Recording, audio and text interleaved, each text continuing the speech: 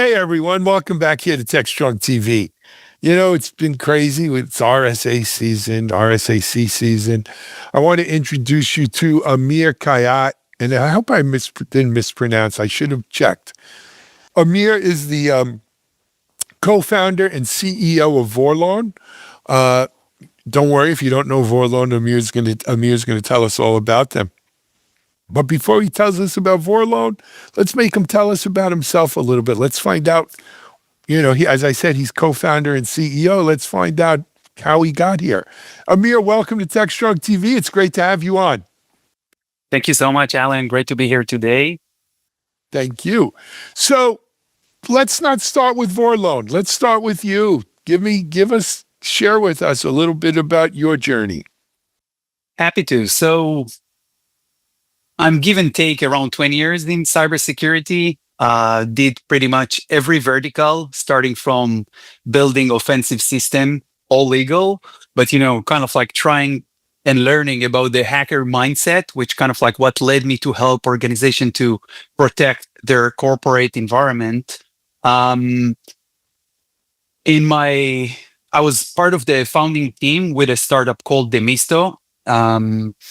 And then we were acquired by Palo Alto Networks, where I led their global solution engineering. And while deploying Palo Alto products, we deployed a product called SOAR, which is orchestrating a bunch of systems to help you to respond to incident. So the more you connect systems, basically, that's how it become more valuable for customers. And that's what kind of like initiate the founding start of Vorlon. Because think about it today from a corporate environment, you have a lot of third-party tools that companies you're leveraging for efficiency, which is great. But the real problem here is that it all relies on integration that relies on OAuth and tokens. And that's a real problem because security teams almost have no visibility for that. Got it. It's an interesting journey, Amir. You know, I always I've interviewed a lot of co-founders over the years, right? And I always like to hear kind of what was the thing that kind of pushed them into saying, I need to build a business that does this. We need to have a company that does this. If you don't mind, let me, if you can, share with us what that was like for you, right? Because I think every founder kind of lives that, right? Lives that moment where it's like, you know what, this is a business, right? This is something that we need to build. There's other people. There's a problem that we need to solve. Absolutely. And I must say, being again in the cybersecurity space for so long, it just have so many opportunities because attackers are not waiting for the vendor to catch up, right? And that creates a lot of opportunity. And I think that, going back to my previous example, working with a large customers when I was at Palo, just emphasize the current gap that exists with the current security tool. And being in the startup space, moving between startups to large enterprises always made me in a position that I want to be a problem solvers and the current problems. And I saw that as the biggest one, the shift from the cloud. And now with AI accelerating that was an opportunity for attackers that happened due to a gap that exists in the industry. And then talk to me about how Vorlon helps with that. Yeah, absolutely. So again, going back to, phase one, you don't know what you don't know. When today AI obviously accelerate that because you have agents that are running autonomously. That's basically where Vorlon is helping companies. So what we did, we've built an intelligent simulation technology that creates a living model of your AI agent ecosystem, SaaS application, MCP server communication, integration, to be able to monitor where your most sensitive data is flowing to, understand when something unusual happened, and allow security team basically to respond to it, where they don't slow the business when they shift to the AI era. I love it. Very good. All right, Amir, you guys recently did a 2026 CISO report on agentic ecosystem security, or the agentic ecosystem security gap. Before we get into the results of the report, share with us why did you do this report? Like, what was driving you to say, hey, what's this about? Yeah, that's a great question. And I think what led us to go with this survey is to get a better understanding of how different security leaders and team in different vertical are looking at the gap and the threat vector that we're trying to resolve, right? And I think that when you run a startup, you're talking with different companies every day, different stakeholders in companies, and by surveying with a very specific question, I think that would allow us and the industry in general to understand what is the day-to-day challenges that CISOs are facing and how they rank it in their priorities. So that was kind of like the initiative that started this. So we can know if our market is already well educated about this problem, or this is a whole new area that we need to educate more and put more effort around. So that's kind of like what started at. And it was very interesting in terms of the result that we received in that. Excellent.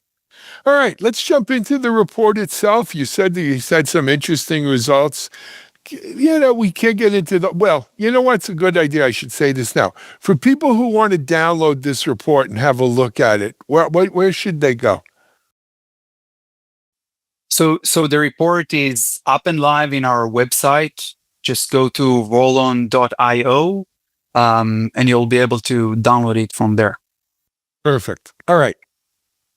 Share with me, if you can, Amir. Give me like the two or three big key findings, the executive summary here.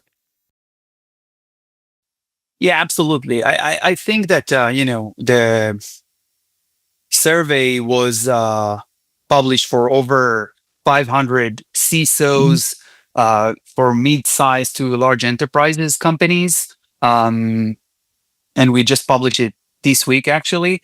I think that one of the key numbers that we've learned from is that almost 100% of them, and I would be more precise, 99.4% of the organization experienced at least one SaaS or AI security incident during 2025, which is shocking in a way. And I think it's, again, just emphasizing why there is a gap in the environment. I think another data point that we also learned, this is the top priority for security teams today. Again, going along with the number that I just shared, over 99% of them concerned about breaches that occurred in the industry. And we've also learned that 1 out of 3 organizations that already deployed AI during 2025, and this is before the big wave of companies are deploying more, experience a data exfiltration through an agentic AI ecosystem. Really? Yeah. That was what percentage of companies experienced that? 1 out of 3 that we surveyed. So 33%. Wow. Correct. Yeah. Well, that's scary. Amir, it's interesting, right? We've got companies, they're all using AI, right? Obviously, they're all have experienced either a SaaS or some sort of security, SaaS-related, AI-related security interest event. 33% that are using Agentic had some data exfiltration. Those are significant numbers. What, if anything, are the CISO saying they're going to do about it, though? So you actually touched a very interesting point, which we are still trying to analyze and understand. I think that one of the data points that we've learned in the survey is that almost 90%, 89, I think, specifically claim that they have a strong, comprehensive OAuth token governance capabilities today, which again doesn't go pretty well with the numbers that I just shared with you. And I think this is where security team have to challenge themselves around their security stack, right? Like if they're still acting based on old frameworks and things has changed because they did. And I think that's where we will see, obviously, early innovators are adopting new tools because the attack vector has changed. It's no longer a static analysis, configuration checks that, to be honest, also creating more overhead for their team. It's going back to, what happened also with firewalls back then with endpoints when CrowdStrike started and some of the other players around behavioral stuff. The same thing has to happen with the agentic new world. And I think that is something that is in transition and will change this year. I love it. I mean, one last question, and that is, what came out of this report that surprised you? Right? A lot of times, look, we do these, I've done them at companies I've helped, right? We do these reports and we kind of expect what the answers will be, right? Like, I don't think it's a surprise to find out how many companies are using AI. I don't think it's a surprise to find out that a lot of companies have had a lot of security, incidents. I am surprised at the 33% of agentic exfiltration, things. But what did you not see coming when you saw the results of this report? I think the level of confidence, again, going back to what I just shared, I think that the dissonance between the number of breaches that they experience versus their confidence in the tool that they have clearly surprised me there. Yeah. And so let me ask you, is that false pride, you think? Because the 7 deadly sins, right? One of them is that false pride where you think you know how it happened, why it happened, and time and time again, I've seen that. And you know what? Then you wind up really embarrassed when something bad does happen. Or do you think maybe they really do have a good solution? I don't know. I would tend to think not. I think that, it won't be fair to say that their confidence or overconfidence in the current tool that they have. I think that the pace is what makes all difference. What was relevant a year ago before AI starting to explode,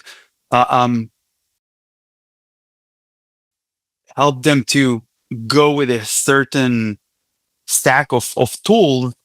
And in reality, when the attack vector change and things has changed, I think that's kind of like it's a learning curve. It helps them to kind of like understand what and how to approach it. So I think that's why, the cybersecurity space is very active. It's going to be very interesting in the next 18 months because I think things will change. That creates more opportunities. So this is one. I think the other thing is that, from a security perspective, obviously executive and board are pushing to deploy more AI, and we've seen that because that creates more productivity. This is definitely a trend that started, a few years back with automation and accelerate. And I think that a lot of the decisions that were made were before this era of AI, and they will change now. So I think the level of confidence will change and will adjust through time. Excellent. Amir, we only have 15 minutes. We're about done. I want to mention again, it's Vorlon, VORLON.io, correct? Correct. Is the website. You guys will, well, by the time people see this, will already be at RSA. I was going to say you'll be at RSA, but this will be shown during RSAC week. And I want to wish you the best of luck with Vorlon and keep us posted, okay? Will do, and check us out. We'll be in the startup environment and RSA. We're also releasing some very cool stuff around AI agent, like flight recorder that should show all your agent communication, together with an action center to make, again, the security team lives easier and helping them to enable the organization for this AI era. Absolutely. Thanks, Alan. All right. Thank you. Amir Khayat, co-founder, CEO at Vorlon. We're going to take a break.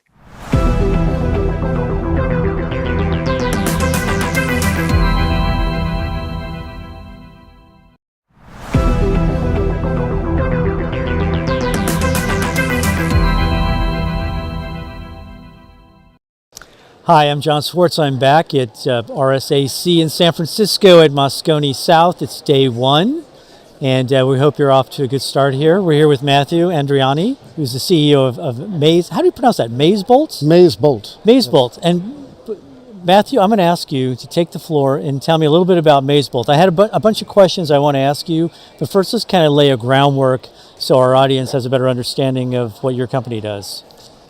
Thank you, John. Good to be here. Thanks. We are in the DDoS space with Akamai, Imperva, Amazon, Cloudflare, all of these mitigation players. We don't do what they do. We augment those systems.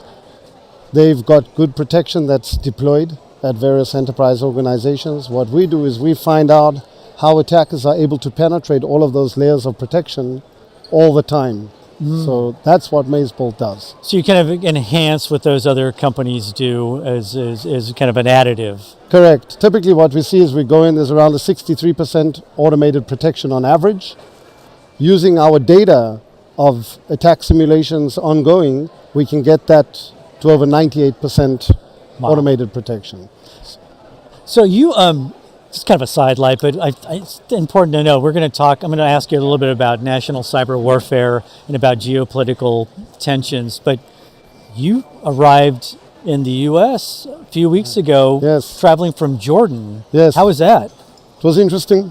I took a taxi from where I live to the southern border in Israel, crossed the border, took another taxi to the hotel. The next morning, took a flight out to Athens, Frankfurt, and then to the U.S. How long did that journey take? Left Thursday morning, got to the U.S. where I wanted to be in Vegas Saturday night. Oh my God. We're glad you're here and we're glad you're safe. This is kind of a terrifying, it is a terrifying era we live in right now. And I'm imagining given what's going on in the world and given the advances in AI, that we have this evolving landscape of DDoS attacks. There must be some sort of strategies that enterprises are using to stay resilient. Could you maybe explain what they're doing to keep themselves defensed? First of all, you're right. The current landscape, even before the explosion of AI, was already a very high threat, where enterprises were deploying defenses with many layers of defense. What they are trying to do now is close those gaps before an attack comes and try and preempt. I think this is a theme across not just DDoS, this is a theme across the industry. So before, just to be clear, it was kind of a reactionary approach. Now it's a preemptive defense approach. I think in general across the cyber realm, right? Mm-hmm. People that are responsible, CISOs that are responsible for the organizations or government, they're trying to figure out, okay, we've got all these defenses in place. What do we do to harden all of those and augment new defenses? But your existing defenses need to be working. Mm-hmm. I think there's a huge focus in this area. We focus in this area in DDoS. It's interesting because I work with a number of folks who are security experts. Right. They started companies, Allen and Mitchell are still secure. And they always talk about this kind of concept of security where traditionally, maybe until now, Right. it was more of a kind of an evolutionary industry or technology versus the revolutionary things that are happening around it. So for instance, as cloud came along or as AI, they are quantum leaps in terms of how technology is used. And whether by design or maybe out of just habit, cybersecurity was always kind of the last consideration, and we'll get to that, we'll fix that once we have to. And that you're kind of telling me in a sense that attitude or that posture among CISOs and others is changing. I think you're right. The industry is evolving very quickly, and the technologies are evolving very quickly. If you're not getting ahead of it and figuring out how to prevent damage, you're going to have the damage. And I think visibility is critical, and figuring out how you protect your particular organization is critical across the spectrum, whether it's from the external, internal, lateral movement, whatever you're trying to protect. So that brings me, in a sense, again back to AI, in that we get a lot of surveys, we write about a lot of surveys, a lot of studies, and what we consistently see is that there is a pressure from the top down Right. to adopt AI as quickly as possible, maybe with not as much stringent governance or upskilling among employees, safeguards, guardrails, whatever you want to call them, and that has created a tension or created a very difficult situation for the CISOs because they're under pressure to put these systems in place, like agents, for instance. But they're also responsible for the consequences if something were to go awry. So I'm wondering how the CISOs are kind of reconciling the pressure from the top down to adopt AI, yet still maintain safe and secure operations. So I think AI is a huge topic. CSOs are under pressure. Some CSOs tried to block AI at the beginning. That lasted a few days or a couple of weeks at the maximum. What if I mean, were there CISOs who got forced out if they were too slow or I don't know. I don't know of any, but I think the internal pressure was very quick. I think what you've seen is the smart organizations are looking at what they've got in the whole AI space, providing kind of a singular offering to the various departments, scaling down the amount of AI tools, but still letting people fluidly work. I think that any company that isn't using AI is going to just fall far behind. They're not going to be around. They're not going to be around, and I think everyone recognizes that the speed is incredible. When you get to the attack side, you can see, if you just use ChatGPT, you can see the speed that you're getting answers. Now, if you just apply that in a very limited fashion to just orchestrating attacks against organizations, you can imagine the speed that that's moving at.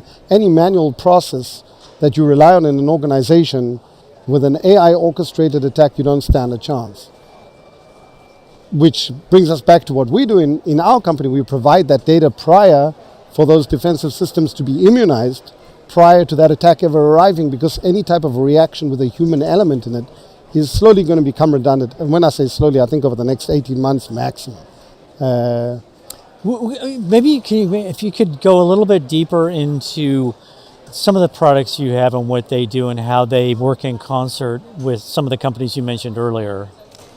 There's a couple that you could just highlight, just for those who are unfamiliar with Sure. So at the core of what our technology does is we are a company that figured out how to simulate non-disruptive DDoS attacks against production systems.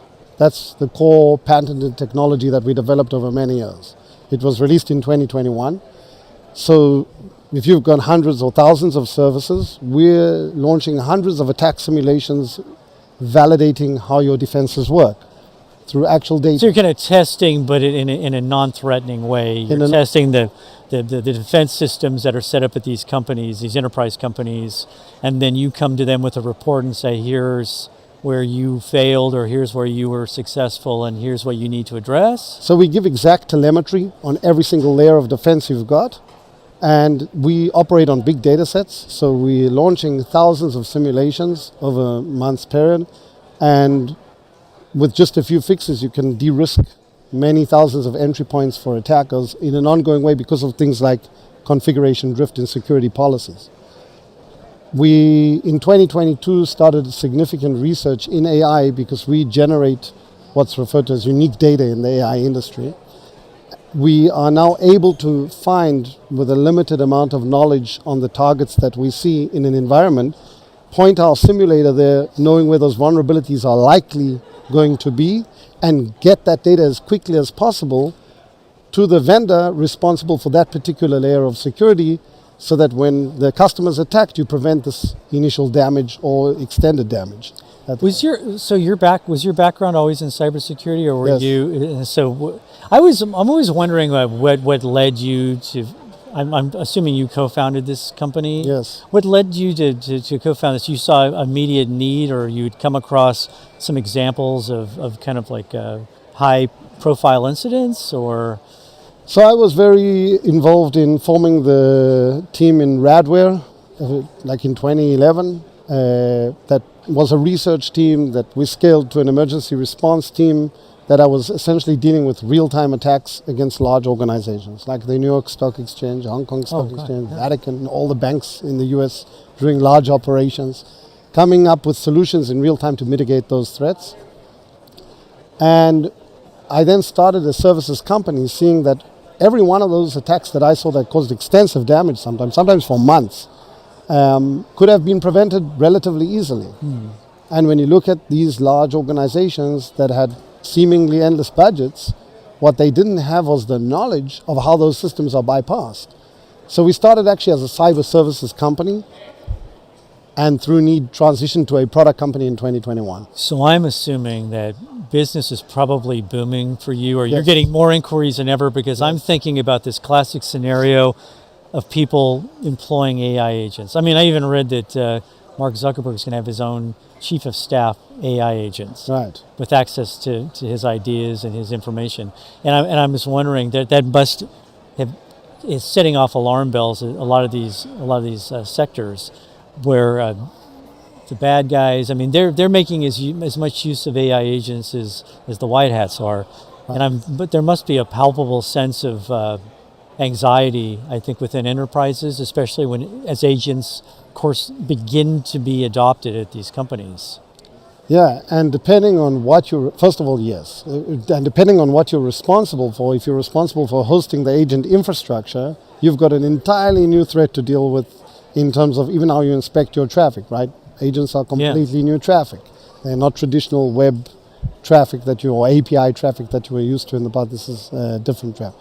And I think that protecting these agents is going to become very complex, because they're very dynamic. They're expanding and contracting. Can I ask you really quickly? So, conceivably we're going to have security AI agents that defend against AI agents that are malicious. So could we conceivably have AI agent versus AI agent duels between good and nefarious purposes and good purposes, or? I think in the enterprise space, you're going to see definitely orchestration agents operating. We already got it in companies. We're actually going to release later this quarter a very significant AI capability, which I can't get into too much yet. But it's going to be something that is going to validate a lot of these types of protections, because we understand that very, very quickly, and we're already getting some information from vendors and customers we're working with, that AI is going to be orchestrating a significant amount of attacks. Do you expect, in that vein, do you expect a fair number of announcements at RSAC along those lines, like AI agent defense systems of sorts that are brought out by companies? They're going to have some sort of platform or architecture to address this special problem you're talking about? I think there's going to be companies dealing with many areas of, you say AI agents, but obviously AI is a large area. Autonomous. LLM poisoning, finding out, for instance, all of the models that you use in AI, how contaminated are these models? Where do they come from? They might be open source.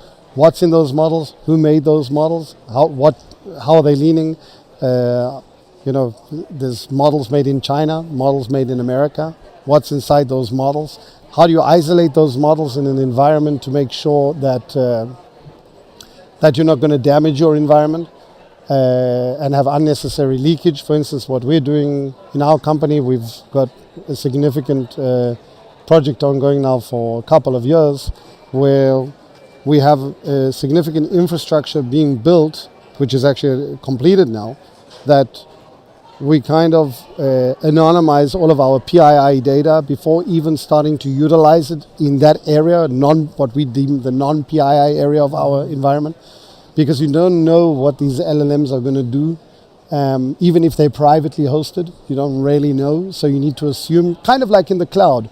You send data in the cloud, if that data is not encrypted, you don't know where that data is going. It's very similar with an LLM model, whether you're forming it locally or using a local database to maybe query external LLM models like ChatGPT or Claude or whatever it might be. I mean, it's just that, to me, what's stunning or what's kind of troubling is the speed with which these new models are being pumped out. Right. Like, I mean, conceivably, it seems like every other month there's a new model from Claude. There's a new Claude model or GPT or what have you, and there's a lot more use of open source. So there's speed with which things are moving and advancing, makes this a particularly difficult time to defend your operations. I think it also opens up a lot of opportunity because, for instance, companies like us, again, we generate a lot of proprietary data or vulnerability data on environments across the spectrum. We've got millions of data points, which allows us to leverage this to better protect our customers. And the AI allows us to get big data sets much quicker to be able to deliver to the vendor in a more organized fashion to eliminate the most amount of vulnerability in the attack surfaces possible. So it does bring a lot of opportunity, but you have to have, at least as a vendor, you have to take into account what you're doing with the AI, what the threats are, make sure that everything is QA'd between results automatically, AI kind of checking AI, QAing the AI, so that that it's reliable for your customer, that there won't be an accident. So most of your, I'm not sure if you share the names of some of your customers, but if you don't, I'm wondering what sectors are they primarily come from, and what, if any, are their particular concerns? We're in the 87 percentile plus in the BFSI industry. So banks, insurance companies, trading platforms, payment processors, credit card. Government also, large e-commerce, but we primarily focus on the BFSI industry. Okay. And they're concerned about infrastructure uptime, service uptime, banking continuing, no disruption to banking services, transactions. There's a high volume of transactions happening in these environments. You can't have downtime. I was thinking about the landscape. I mean, in terms of the infrastructure, there's this big movement in the infrastructure towards faster, more use of data, AI. And I'm thinking about the landscape. We have these geopolitical tensions that you experienced firsthand. We've got open cloud phenomenon, which, I mean, it's hitting executives within companies like Meta. There was an incident recently there. These increasingly sophisticated AI attacks. There's a lot to digest. And I'm wondering, do you foresee more kind of geopolitically motivated attacks or even national cyber warfare? We talked a little bit about this before we started filming, but I'm wondering if you mentioned DDoS involving drones and others. I mean, can you maybe go over that a little bit again? Sure. So DDoS is used extensively in cyber warfare. We saw it in Georgia, we saw it in Ukraine, Iran. You see it all over the place when you want to cripple infrastructure, cut communications. DDoS is a great attack tool to cause chaos.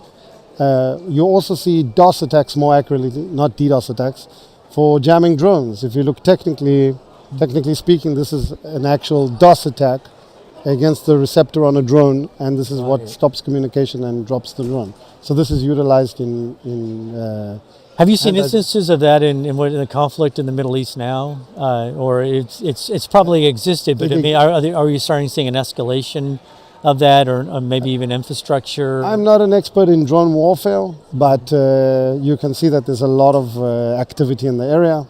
You can see recently that the Americans even asked Ukraine for assistance in this area. So Yeah. definitely, I was recently in Texas in a very prestigious research institute that does a lot of research for the DoD, and they shared some very interesting findings on what's going on with drone warfare.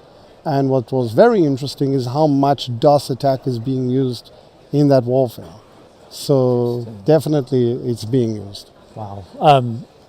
Wow, that's a little something to ponder. I mean, I was going to ask you, how do organizations anticipate sudden surges and disruptions in their infrastructure? Are there, I mean, you're helping them, but are there other means that they use to kind of anticipate things before they happen?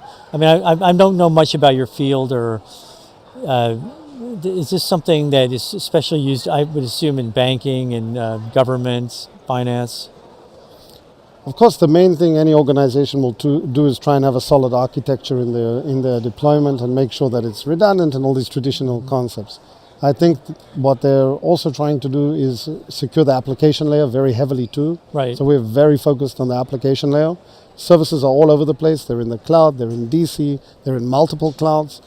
So I think organizations are trying to first get a grip on the attack surface, figure out how to protect that attack surface as best they can, and have the redundancy to scale. But without the protection, no matter how much scalability you've got, you'll. This is like a high wire act. I mean, in a sense, there's so much going on there. The upside is incredible, Right. and we should probably point out that the upside, for the most part, is what these companies are looking at in terms of efficiency, profitability, et cetera. But there's always that kind of a threat lingering in the background that they have to be aware of. So You can see organizations that get hit with a cyber attack that makes headlines. You can see the immediate market cap effect, which can take and we're seeing 12 more of plus those. 24 months, Yeah. and sometimes never get back to the position that they were at. So there is that imminent threat. I mean, it's not a threat for everyone. It's not going to happen to every company, but for each company this does happen to, it sets an entire industry kind of on alarm. So, Right. And I think this is going to be a story we're going to see repeatedly over and over again. You always just wonder when it's going to reach a point where there is like the defining events, and I'm not sure if we've reached that event yet. I agree. I don't think we've reached an event that says, there has to be some fundamental policy Right. change or something like that. And good luck. Maybe, by the way, in cyber warfare that has happened, because there's a lot of very quick targeting of targets on the ground, utilizing AI and stuff like that. But that's, of course, not in the headlines. Yeah, exactly. So I think AI has had a tremendous impact on warfare in general, just the speed at which everything is moving. It's a And new it's only going to warfare. get quicker. Yeah. And of course that translates into the enterprise space. We see it already, that there are AI attacks being identified, and the EU Council is doing testing on AI attacks, and other governments are checking how they're going to respond to this. So this is clear that this is happening now. It's not Right. the future, it's happening Right. now. It's interesting. Well, Matthew, this was a fascinating discussion. I'm glad you shared your expertise with us and let us know what's going on, because things are changing faster than we could ever imagine. And it's going to make for very interesting times. I've never seen anything in the tech industry like what's happening with AI, and especially on this side of things. Right. So thanks again for your time. And, Thank you, John. It was nice meeting you. And meeting you. we'll be back with more interviews later today, day 1 of RSAC.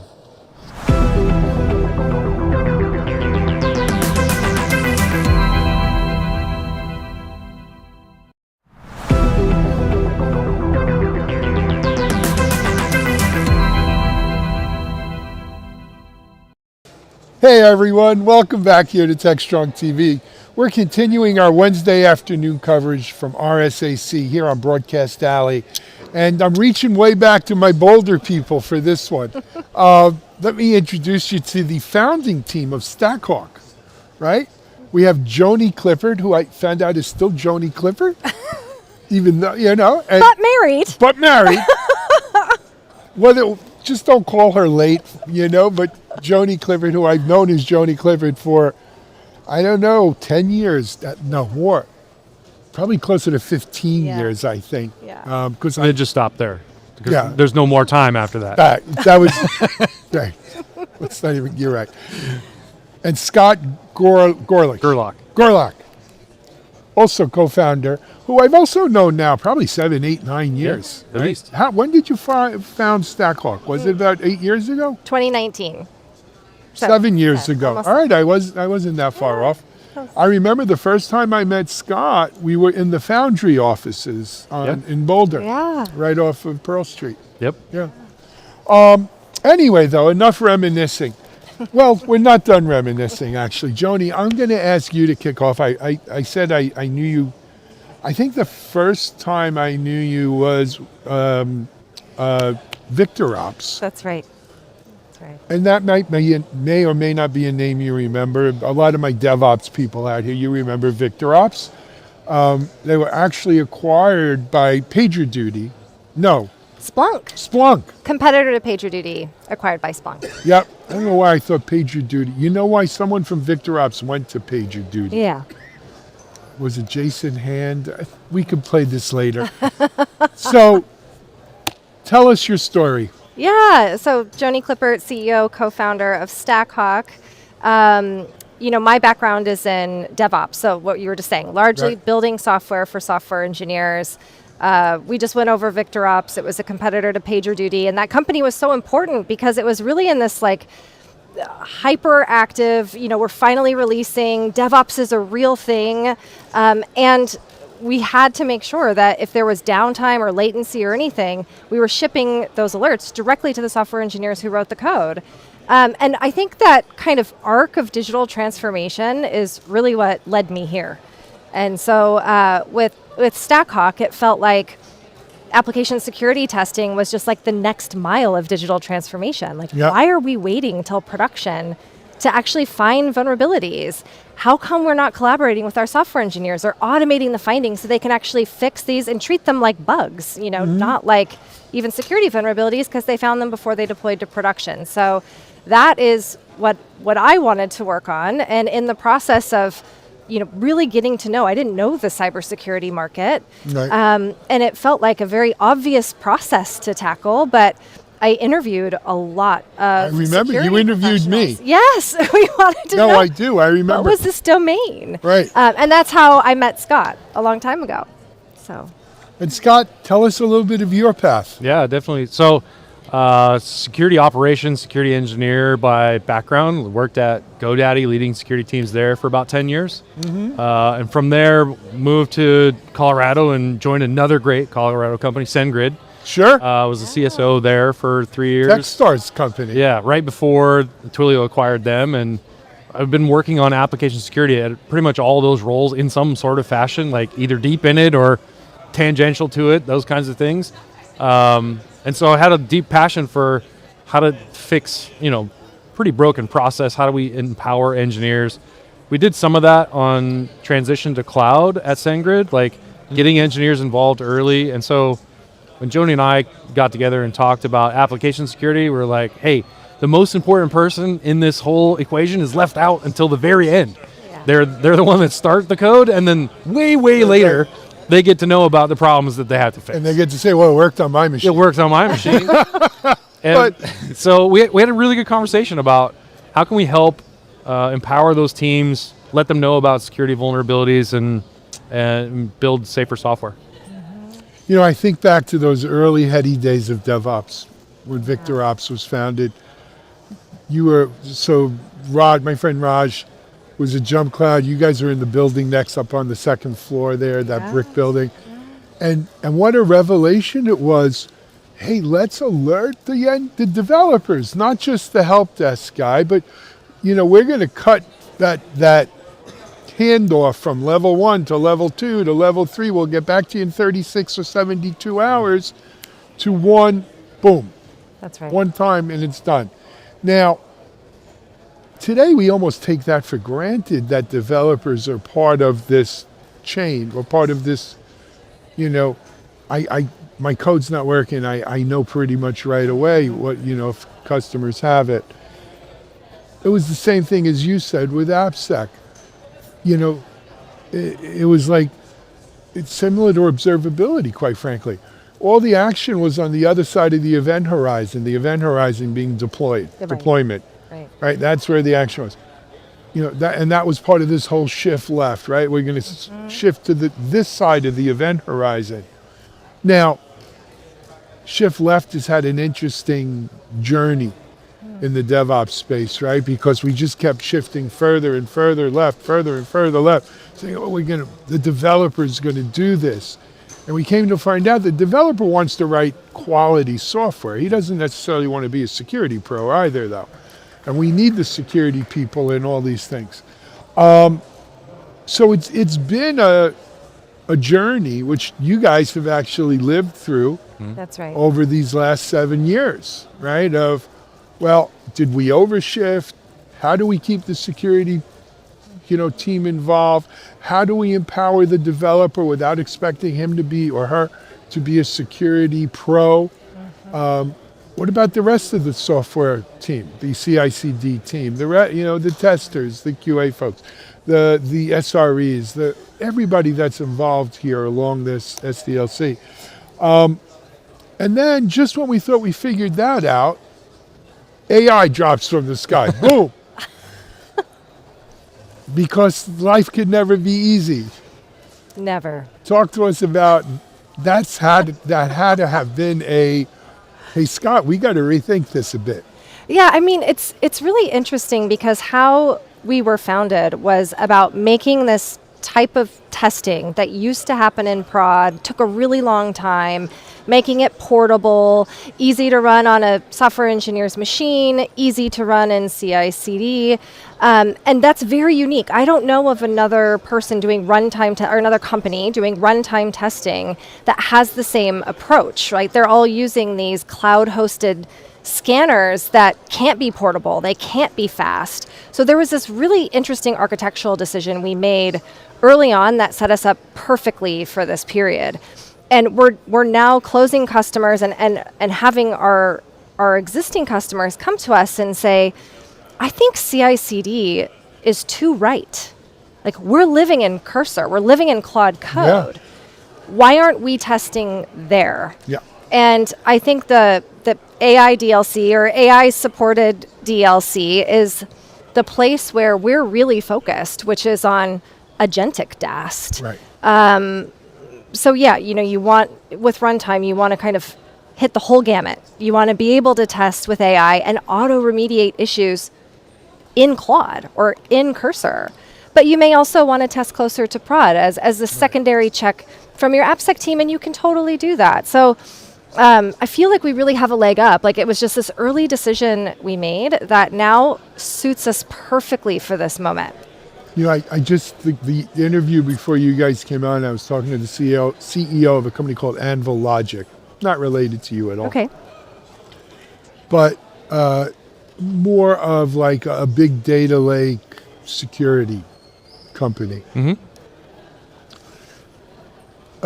Same thing, founded maybe 2 years before you, 2017. Okay.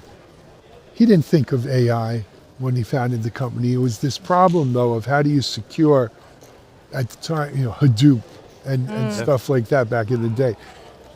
But AI has made his life a lot easier because he didn't realize it back then, but he really needed that technology to really wrap your head around that kind of big data. It's the same thing here. We wanted to, radically change how we look at testing code, testing applications. Well, AI and now, and this is only in the last 2 months, right? With Claude, Opus, and all these things, all of a sudden we have the ability to test. Yeah. Like, as we're making the code. That's right. As soon as we commit the code. Anytime along this CI/CD virtually, we could, and without manpower involved, right? We just report it back to the human in the loop, or as a lot of people are saying now, the human at the helm, because we don't have enough humans to be in the loop anymore. Too many loops. There's too many loops, there's too much code. Yeah. And so you guys, right place, right time. I always learned that from Brad Feld. Sometimes it's better to be lucky than smart. It's good to be both, right? But that's, I think, what we're dealing with here, right? And at the same time, though, Scott, as we just said, we have so much more code, So much. right? And so I wrote this piece about a couple of weeks ago. We've moved from in AppSec anyway, we've moved from the question of how do I find bugs or how many bugs do I find Yeah. to what's governance look like here, right? So it's no longer enough to do the scan. Yeah, like for the last couple years, we'd go out and do some talks with some people, and one of the very first questions I asked when I was in front of an audience is, what's harder, finding or fixing?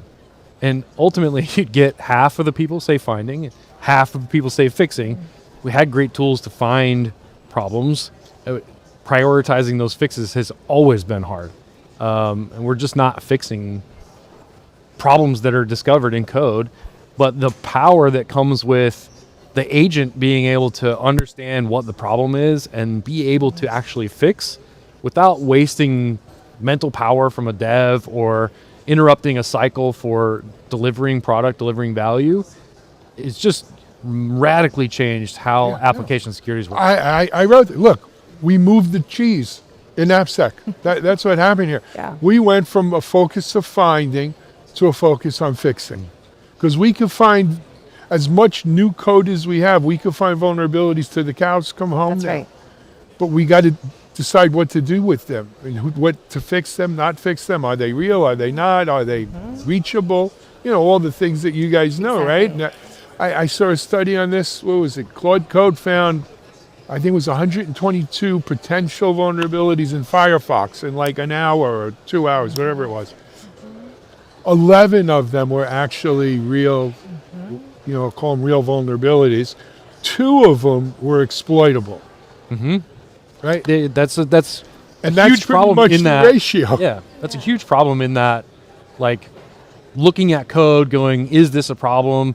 Because the punchline to the story is always, and then we tested it in runtime to see what was actually exploitable, Right. which is what we've been doing for the last 7 years inherently. Right. So being able to like get into that loop, be the part and the function that's doing the testing of the behavior, not just does it look like it's vulnerable, Right. And validate, this is vulnerable, and we should fix this one thing or these 2 things, and get rid of the other 120 other things right. that are irrelevant. And this, it sounds like a nothing thing if you're not into security or you're Right. not into development.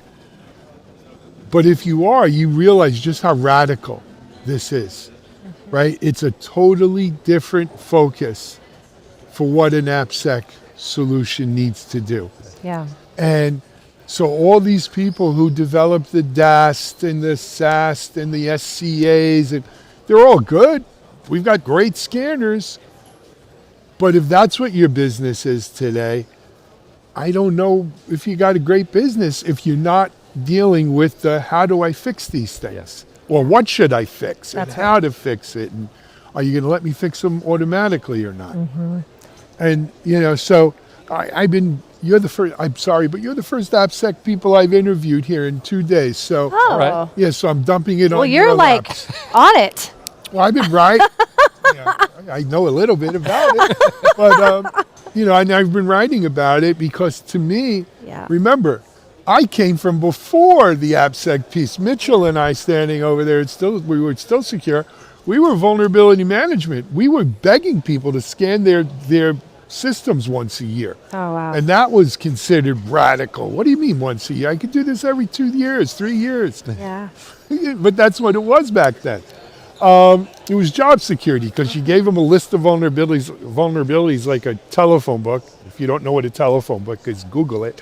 But and they'd start on New Year's, they finish on Christmas. Yeah. And we And start then you again. do another And then scan get and give them the book yep, back, a new book. list.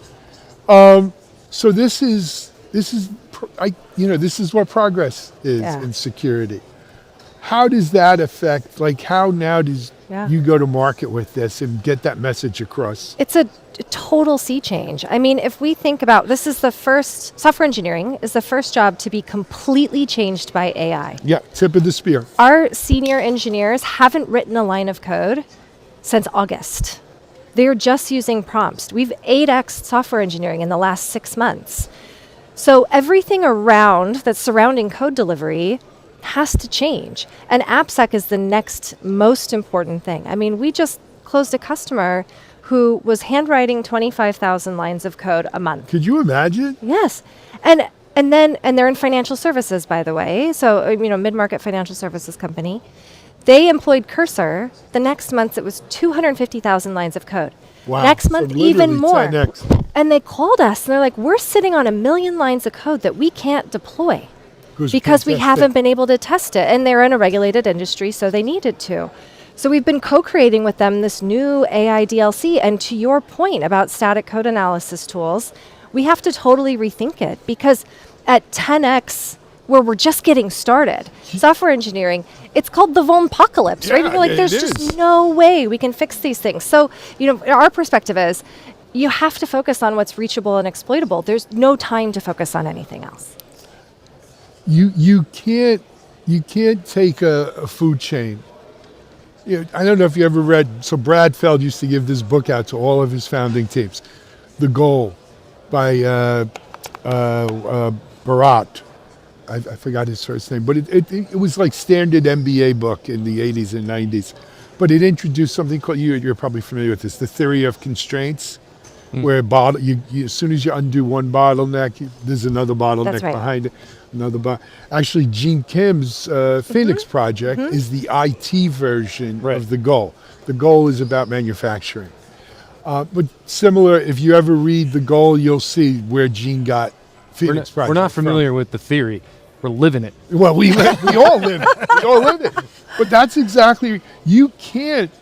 So we removed the bottleneck of humans writing code, and I can only do 25,000 lines of code. And man, I could do 250,000. I just 10x my lines of code. Yeah, but now you just discovered the next bottleneck. That's right. I can't even test this. But what's going to happen is, okay, now I tested it. I found out, originally that, I don't know, 300 vulnerabilities are really only 7 vulnerabilities. Boom, I removed another bottleneck. I'm doing that automatically. Well, now here's the next bottleneck. I got to remediate them. What's it going to take? All right, maybe I'll be able to do it agentically. So we're going to do that, but there'll be another bottleneck. That's the theory of constraints. And but from your point of view, this is really a game-changing kind of new era, right? And I mean, you have marketing people, I'm sure, right? But I think that's what the marketing message has to be here. AppSec, we are I think teams are already looking for, like, what do I need? And they might be focused on it a little bit backwards. What product do I need? The thing that I've found is a lot of engineering teams are in this same mode as the AppSec team, where they're tinkering with AI and messing around with OpenClaw and trying to figure out what works in their environment. And then once they kind of figure that out, they're starting to standardize. Here's the tools that we use. Here's the plugin agents that we use, so we can get the same performance out of most of the team. Now is a great time to go sit with, as an AppSec person, go sit with the engineering team and watch them go through this iteration. Watch how they're hooking different parts of the process so that they can actually work that into their process. Into the SDLC. Yeah, exactly. And so, into the chain. Knowing what's out there, what's capable, and then being able to understand the process at your business of what your engineering team is doing and how do I fit a new AppSec process into my new engineering process. P.S. There's budget attached with that because everyone's working together to get more value to the customer. Yeah, but you know how it is with budget. Don't take my cheese, right? It's my budget. You go get your own budget. That's right. And there'll be some turf wars around that too. Yeah, I think, from a CEO perspective, from the C-suite perspective, we're spending a lot of money on tokens, right? And the whole point is, how do we improve efficiency? Say that again for me. We're spending a lot of money on tokens. But you ain't kidding. Yeah. I think you're spending a lot of money. Yeah. Yeah. But the whole C-suite is like, how do we accelerate productivity in the business? And they also want to do it securely. So Yes. being able to say, hey, I want to empower this process and enable this process, and I'm going to need some extra budget, it's not an easy conversation, but it's a way more acceptable conversation than Absolutely. I'm trying to slow everybody down. That's Because when did that ever work? Right? Never. That never worked. And that's been a security problem too for years, right? No. You're saying that as you see the train, pulling That's right. out of the station. No. So let me ask you the ultimate question then, Joni. If I'm a reporter, I'm not a reporter, I'm just shimmy, but is StackHawk an AI-empowered AppSec solution? of course. All right. I mean, in two ways, right? We are empowered by the wave. I mean, runtime has never been more important, and it's pretty exciting to see it happen. We're 6, 7 months or 7 years. We'll pretend it's months. Yeah. Years in. Well, the time, it seems like months. You've been having so much fun. Yeah, of course. But also, we were talking about by using AI, what you're then able to do with your product. We've been able to release capabilities that would have been whole companies before. We are using AI to really help bridge the gap. The knowledge gap between what an AppSec person knows about software delivery that's happening in their own organization and how fast it's happening versus what they know today is enormous. So, beyond the testing piece, over time, we've added this lens observability component into, based on what's happening in your source code repositories, you have, this many APIs, web applications, LLMs talking to APIs that need to be tested with something like StackHawk, able to show them what contains sensitive data. I mean, the amount that we can get out of the code base to help inform the AppSec team as to where to focus is incredible. And we've been totally empowered by AI to do that. So really exciting to use it so natively, but then also just be able to draft on the change that's what's happening. going on. Yeah. So I've got a CTO question for you then, Scott. Hit me. How long until you're doing remediations? Not long. Like, it already happens today in this agentic loop, right? I So, know. I don't have to make tickets, which is awesome. Those days are done. But, feeding output of what StackHawk does, the deterministic testing, which is important, back to the agent to go, hey, there's a SQL injection in this code. Go fix it. Fix it right there before we even get anywhere near CI/CD. Yep. It's happening, and it's crazy exciting. Mitchell and I had this discussion this morning on it. The days of just reporting without doing are over. That's right. You got to do. gotta It's do. an age of doing. Yeah. And look, I don't know how all this ends, Yeah. but it's really an exciting time It really is. to be doing it. You know what we haven't mentioned, guys? People want to get more information about StackHawk. How do we do that? Go to stackhawk.com. You can learn a little bit more there. We have a ton of blogs, content, ability to learn more about this AI transition and wave. And we're also pretty active on LinkedIn. So feel free to follow us, Yep, engage I with us follow you there. on And that. Absolutely. And if you're at RSA, you can play Where's Waldo with the giant guy in a purple jacket and or his companion.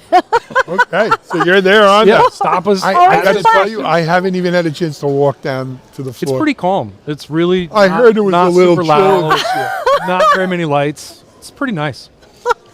So Monday, we put on our we used to call it DevSecOps. I don't even call it DevSecOps anymore because I don't know what to call it.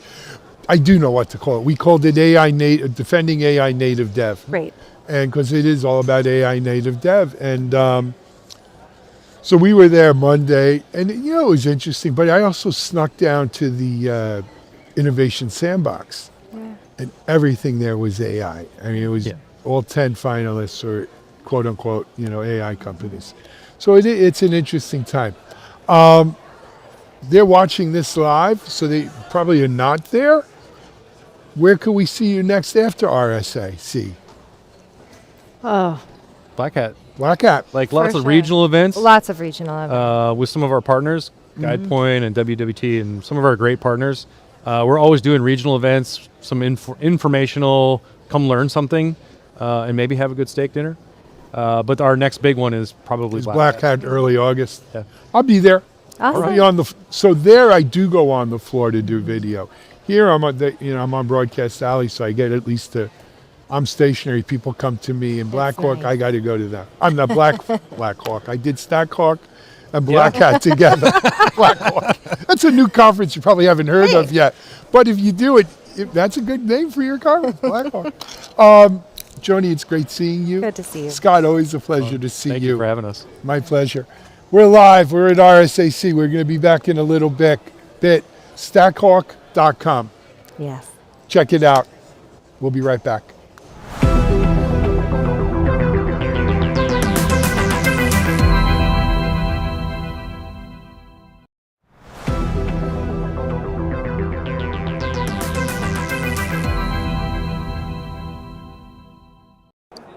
Hey everybody, we're back in Amsterdam at the KubeCon plus Cloud Native Con Europe event, and we're talking to my friend Wegu from Broadcom about what they're doing in the open source community and all the good things that are going on there. Starting with, there's this new project that you guys have donated to the CNCF, Valero. What exactly is that, and where does it fit kind of in the spectrum of things you guys are working on? Of course. So Valero is a software that allows you to do backup, recovery, disaster recovery as well, and also do migration. So with this tool, it allows the enterprises to plan for their data and configuration to be consistent and to be able to recover it as well, right? And if you look at Valera, it really plays in this enterprise space where we focus on operations. And as we always do at VMware, operations for enterprise scale is very important. You look at all the other projects we contribute to, for example, etcd, cluster API, etc., etc. So we bring our decades and the decades of experience in running and managing private cloud and bring those operational experience into this new Kubernetes space for our customers as well. Now, historically, VMware had kind of a Kubernetes approach where you could run it natively on the VMware Cloud Foundation, and then there was Tanzu as well as kind of a project. Are those two still kind of the main Kubernetes engagement paths for you guys, or what's the relationship there? So that's a great question. The only engagement in terms of VKS that includes VKS runtime or Kubernetes runtime, as well as all the cloud services that you need to run Kubernetes, are all based on VCF and in VCF actually. It's part of the VCF software stack. Now Tanzu as a separate product division, and they have their own product portfolio, is going to focus more and more on this PaaS platform where they use the technologies from Cloud Foundry, etc., to focus on this developer experience. But when all things come to Kubernetes, it's VCF. Gotcha. All right. Is there something right now that you perceive that is, if you have a wish list of things you wish the community would prioritize a little bit as it relates to Kubernetes from your perspective, what comes to mind? Well, again, going back to our heritage, in terms of infrastructure and operations, right? So we will very much like the community to continue in that space to bring all this cloud experience to the customers. I'll give you one example. If you think about, let's say, dynamic resource allocation, DRA, it's all about GPU resource allocation and everything, and surface that up to the Kubernetes clusters. And guess what? We have been doing this for many years at the VM level already, right? In terms of presenting the GPUs as assignable hardware, and if you look at the Kubernetes constructs, the device group, the device class, and the resource claim, etc.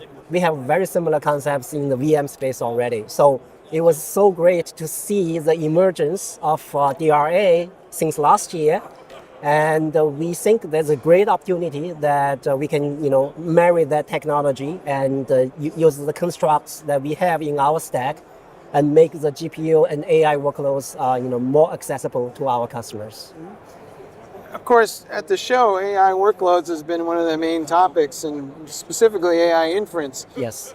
Are there things that organizations need to do to optimize those workloads for Kubernetes types environments and open source? And it seems to me there's a lot of projects walking around here that are related to that. What are you guys looking at or thinking about? So we are taking two approaches, but they are very much related. The goal is to meet customers where they are, right? So by that I mean, number one, in our VCF stack with VKS, we still provide a bunch of packages and services that developers and the platform engineers will need to build their applications, the workloads to run in Kubernetes. So they have that option if they just want to simply consume out of the box that customer experience. On the other hand, we also, again, meeting customers where they are, we understand, and many of the enterprise customers also tell us that, hey, over the last few years, we have built up our own CI/CD pipeline, for example. We have our own tooling and everything. I don't want to, deploy VCF and then retool everything, right? So in that case, we are working with the broad ecosystem and a lot of the partners who are at the show as well. You probably saw the announcement earlier this week, in terms of partnership with Kong, et cetera, et cetera. So we work with all these partners and CNCF projects to validate how to make those same tooling and the platform work with VCF. So we will not only provide, let's say, reference architectures or technical validation. In certain cases, we may even provide Git repo, for example, so that customers can sample those repo code and just basically deploy the same exact tooling that they have and make the workloads run in VKS naturally, right? Mm-hmm. So with both approaches, again, coming back, meeting the customers where they are and make sure the best outcome for them based on what they prefer. Is there more convergence now between the VMware world and the Kubernetes world? Because, historically, I can remember when Kubernetes first came out, there was this general feeling that Kubernetes would compete head-to-head with VMware. But now, in hindsight, it looks like, most of these Kubernetes clusters are running on virtual machines anyway, and maybe we're starting to see some convergence? Yes, I think that's exactly what we see as well. Essentially, regardless of whether it's a modern workload that runs in containers or running in VMs, first of all, they all need infrastructure, right? Whether that's compute, storage, networking. And there are certain characteristics the developers would expect. For example, performance, security, very important. You don't want your application to be the landing spot for security vulnerability or ransomware attack, right? And you definitely don't want your applications to go down. So the reliability and all those aspects are very important. And vSphere has been at the center of the data centers, if you will, in the last more than 2 decades now. That's what we do best. Now, there's also, when you run Kubernetes and containers, I think there's a trend, and many analysts are pointing out already. For example, IDC predicts by 2028, 85%-ish of the containers will continue running in VMs.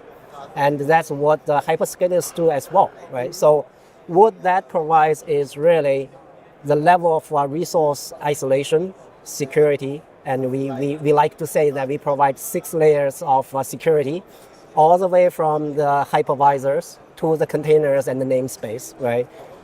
All that provided in VM, and the resource consolidation and the utilization. Think about today, the hardware costs is out of control.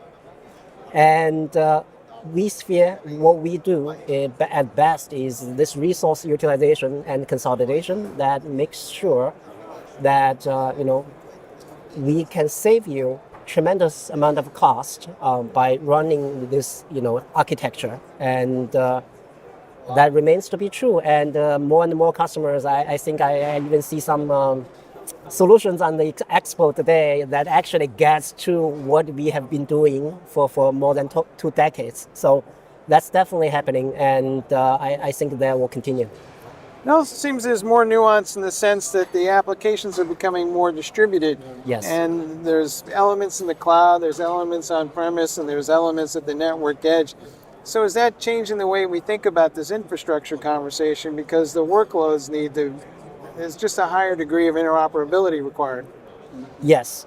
So in my view, two points, right? Number one, going back to meeting customers where they are, our infrastructure doesn't have to be in your own data center. So, our software stack can be deployed on the cloud, in the data center, or on the edge. So that gives you that level of consistent infrastructure wherever you want to run your workloads. But secondly, I think it comes back to this VKS. It's a conformant Kubernetes distribution, right? So what we do is, we will, again, as I said, we may have some opinionated offerings or packages, services that goes with the solution, but by and large, it's open source. It's very conformant with Kubernetes. So that allows the customers to move workloads to any Kubernetes conformant clusters if they choose to do so.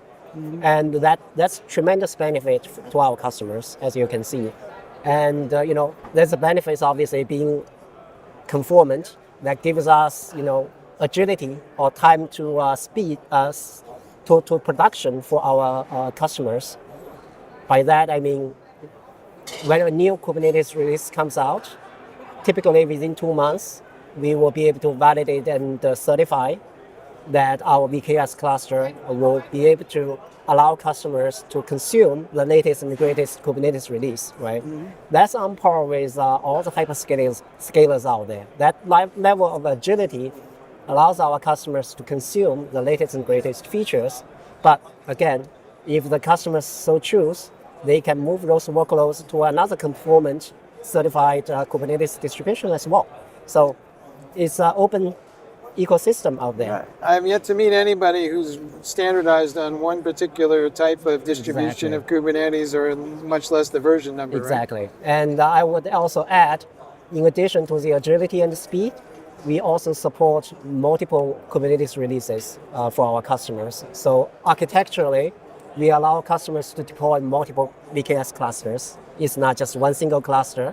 So with this, it comes the benefit of isolation, security, etc. But also, different teams may want to consume different features that's offered by different releases. That level of flexibility is there. And on top of that, with 24 months enterprise support of all those releases, gives the customers a great level of confidence with us.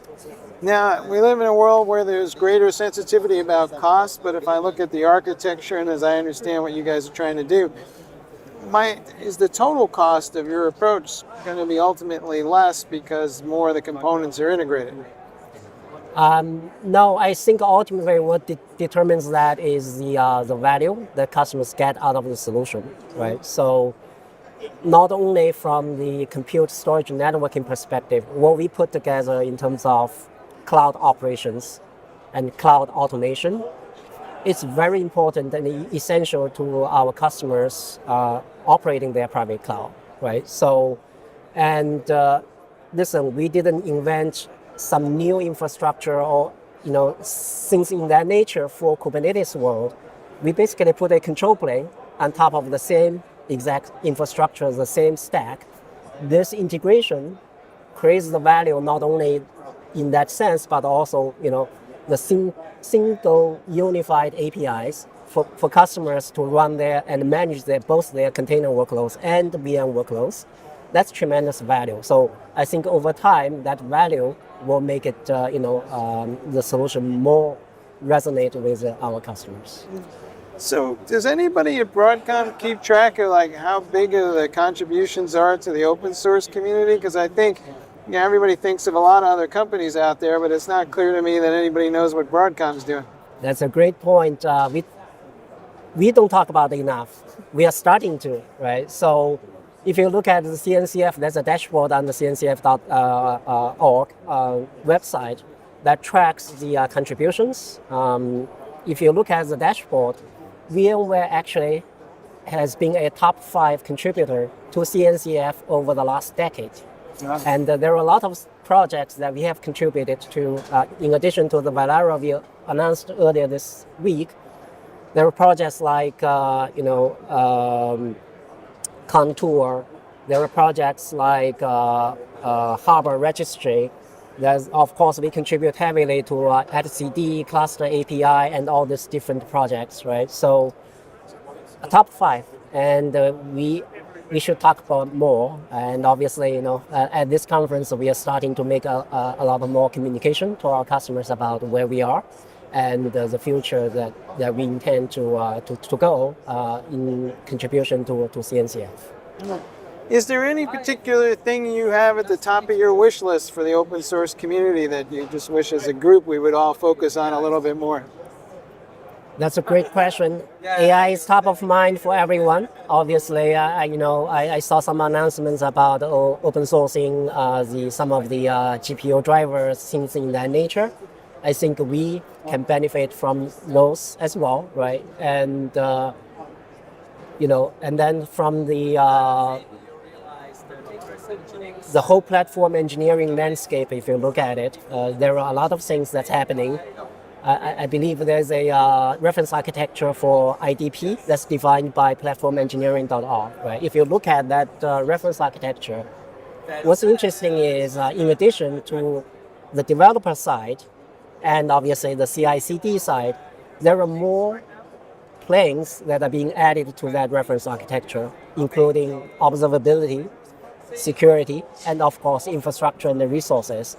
So I think we play very well in those planes in terms of security, observability. We have our own solutions, but again, going back to the open ecosystem point of view, we would welcome CNCF contributions and the projects that can benefit customers in those spaces. And we would love to integrate and validate some of those solutions, right? Give customers the choice. So as we see more and more of those projects mature, we will try to give customers more guidance, and at some point, as integration is needed, we'll try to do that as well. What do you see customers doing today that, you're just kind of going to shake your head a little bit and go, folks, I think maybe we should be a little savvier about this approach than what we're seeing. I mean, I still see a lot of things managed in isolation on my side, but what are you seeing? Yes. So at enterprise scale, cluster management, for example, is a big thing in terms of life cycle, right? From deployment to update, upgrade, patching, and all that. So at that scale, you need multi-cluster management and the multi-cluster lifecycle management capabilities to go with it, to operationally to be excellent at it. So I think a lot of some of the customers, I should say, may see Kubernetes as a simple platform, which is not. It's very complex. So I think customers will realize, in addition to the broad ecosystem and all the projects they have to stitch together, just to run Kubernetes, they will need to start thinking about the scale that Kubernetes needs to be run, and the scale the Kubernetes clusters need to be managed, etc. And more and more of that will need enterprise level of features and capabilities, not only coming from vendors, but also from the CNCF projects, right? So I think that customers will realize over time. All right. Folks, you heard it here. Hey, no matter how complicated things get, at the end of the day, when it comes to IT infrastructure, there's a good rule. It's called keep it simple. Hey, Wegu, thanks for being on the show. Thank you, Michael. All right. Thanks for having me. And we'll be back in a minute.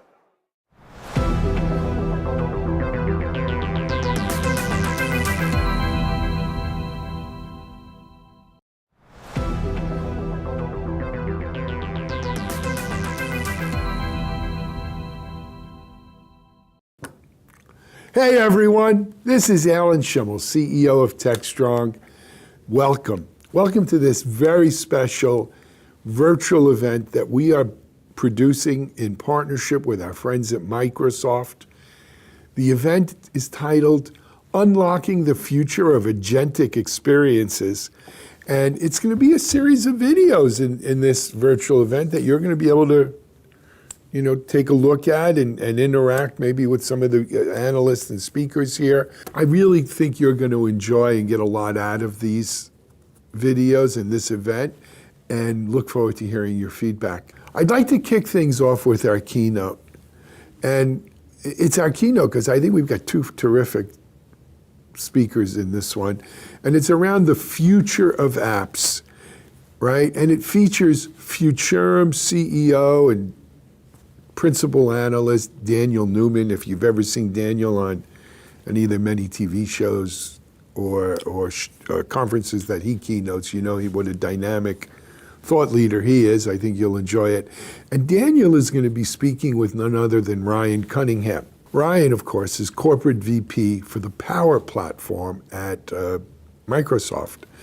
And, Ryan is going to share with Daniel and with you the all-up vision, the all-around vision for Power Platform. We're going to connect the dots between apps, agents, and interfaces.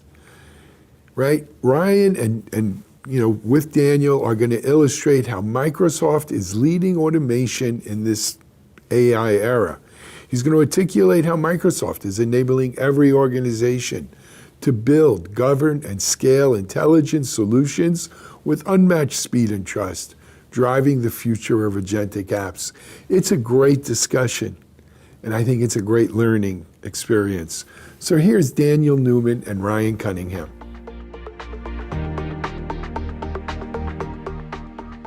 Alan, thanks so much for that introduction. And to introduce myself, I'm Daniel Newman, CEO of Futurum. Very excited to be here today with all of you, and even more excited to introduce my guest for this conversation, Ryan Cunningham from Microsoft. Ryan, why don't you say hello to everybody and give a little bit of background on the work you do at Microsoft?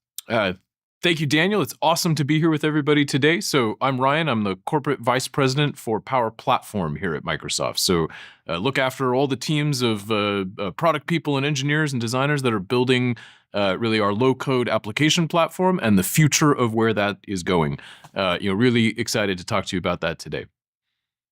Ryan, I've been working with and around your team for many years. As an analyst, it's been great to follow. Of course, the change that's been going on in this market is extraordinary. And I think that everyone out there is gonna leave this conversation knowing a little bit more. And hopefully maybe you'll give us a little bit of that secret sauce about all the stuff Microsoft's doing. Nothing too secret, though. You know how that goes. Oh, I know. So let's start big. When we talk about the future of apps, connecting agents, interfaces, applications, what is the kind of the North Star for Microsoft? What are you guys heading towards here? Yeah, look, it's a crazy time to be alive in a business application platform environment, right? Because this whole world is being turned upside down in actually two dimensions at the same time. One is how we build software, radically changing in a world of agents and vibe coding and everything that is filling up our LinkedIn feeds as technology professionals. What's really interesting right now is the dramatic expansion in efficacy of what I can build and the dramatic expansion of who can participate at the same time. You have to be evolving the platform even more and even more quickly to get them what they need and what they're trying to do to accomplish the future that they're trying to build. Yeah, 100%. And I would say to even build on your last comment, because it's relevant here, it's not just an opportunity for more people to tinker and build things.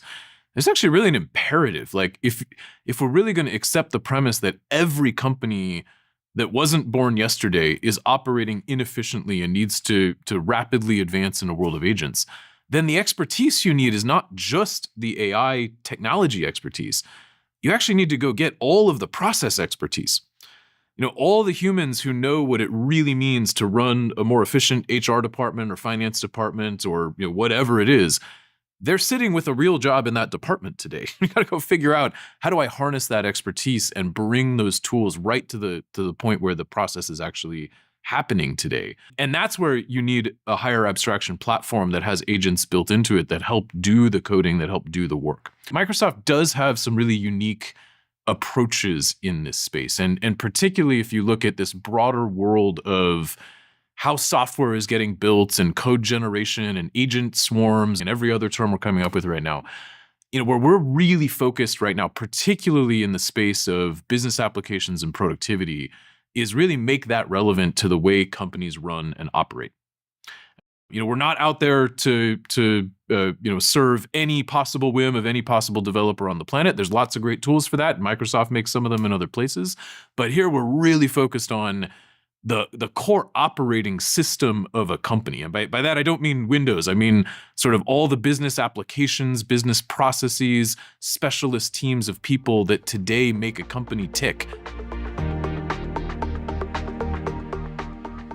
We're seeing consolidation in this era.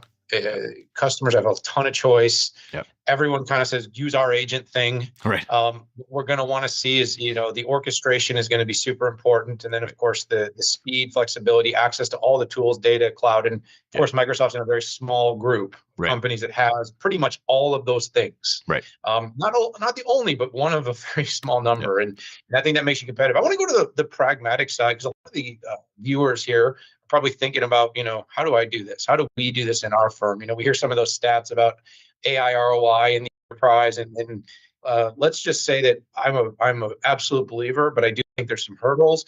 What are those kind of key enablers you're seeing, fundamental enablers enterprises need to get right now, to make sure that those POCs and those production AI projects start to work and really show value? Yeah, we're seeing customers adopt exactly the mentality you're talking about. Not just how do I run the current process faster, but what if I fundamentally changed the process itself to really great effect. We've shared some stories of retailers that are starting to use agents and apps and automation together to totally change how they do things like fraud detection and even refunds and returns management. If I go contact an online retailer and say I want a refund, traditionally that's a human going and vetting, is that a real customer? Did they buy something, or is this fraud? Does it meet our return policy? Which is, by the way, usually like a 50-page PDF that changes once a quarter. And then do I want to issue the refund, or can I save them as a customer? And that's super slow. It's super inefficient, and it's really expensive, and often it's outsourced to vendors. Can I go implement an agent that does that instantaneously, or at least does major parts of it instantaneously? Really starts to change my operating and my risk profile and my customer relationships. And so, even in use cases like that, starting to see, millions of dollars of value unlocked really quickly, and just better customer satisfaction. Actually, the balance of value is really shifting towards that process expertise. And I think part of the challenge, though, is just, very few people with real jobs woke up this morning and said, God, I want to build a business application, or I want to automate a process. That's just not a thing that happens to most regular people. But a whole lot of people woke up this morning and said, man, this part of my job sucks. That could be better.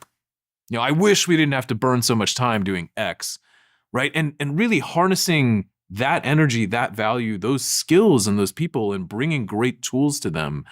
That's part of the whole thesis behind why a platform is critical right now. What does it mean to totally change that interface into a human and agent collaboration space? What does it mean to go see the activity of what agents are doing on your behalf when they need your input? Let's talk a little bit about Plan Designer. Yeah. We go from manual to automated to agentic level orchestration, which is great. One of the key things too is going to be trust. We got to trust our systems. We got to be sure that the agent workflows we're building, that they're inspected, that they're constantly modified to be sure that they're right, that they're traceable. Like, talk a little bit about kind of how Plan Designer can help companies, because that's a lot of work, by the way. Yeah, that's a lot of work. You can automate or streamline some of that out of the process. Yeah, well, look, for folks out there listening that haven't experienced plans in Power Apps, it's worth trying out. Just go to powerapps.com. You can try it today. But what it really is a different kind of AI-centric development experience. You go type into that box a business problem, we do not assume that you just want us to spit out 1,000 lines of JavaScript that you need an app, like a lot of vibe coding platforms today. We actually do what a real software team would do. In fact, we've built in a digital software team. We've trained a requirements agent, a process agent, a data agent, a solution architect agent. It's a highly collaborative environment. This is not a sort of throw a paragraph over the fence and watch magic happen. It's really sort of training and teaching people with process expertise how to think like software architects and solution architects so that they can know up ahead of time, why do I want AI to do certain things? Where do I want it to work? How do I want it to interface with humans? And that's really the foundation of that trust in a system. Have you seen some examples out there of plan designer being sort of delivering promise? Because it sounds super optimistic. Are people using this? Oh, 100%. We have started to see really interesting sort of challenges thrown at it.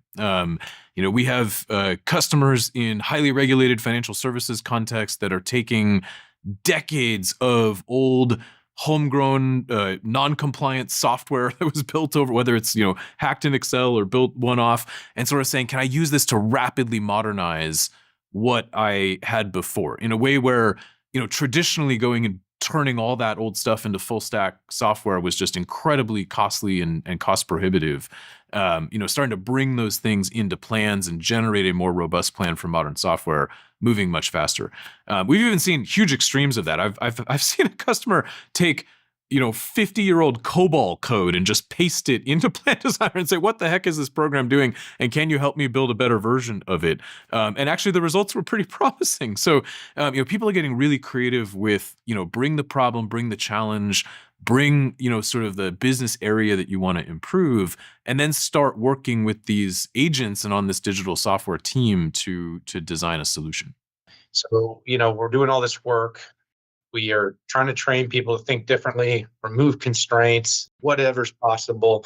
But the UI seems to be the next frontier. Like the old enterprise software is like, these are the things you can move and these are the things you can't, and what you can customize, and here's what you can't, and here's your dashboard. And it's like, great. But in the future, I might just want to say, hey, Microsoft, whatever, this is what I want to know today. And then I want it to obviously learn based on my behavior over time what I want to know. Right. And then I want it to continuously, things like that. How do you see being in this space so much, the kind of UI evolving? Yeah.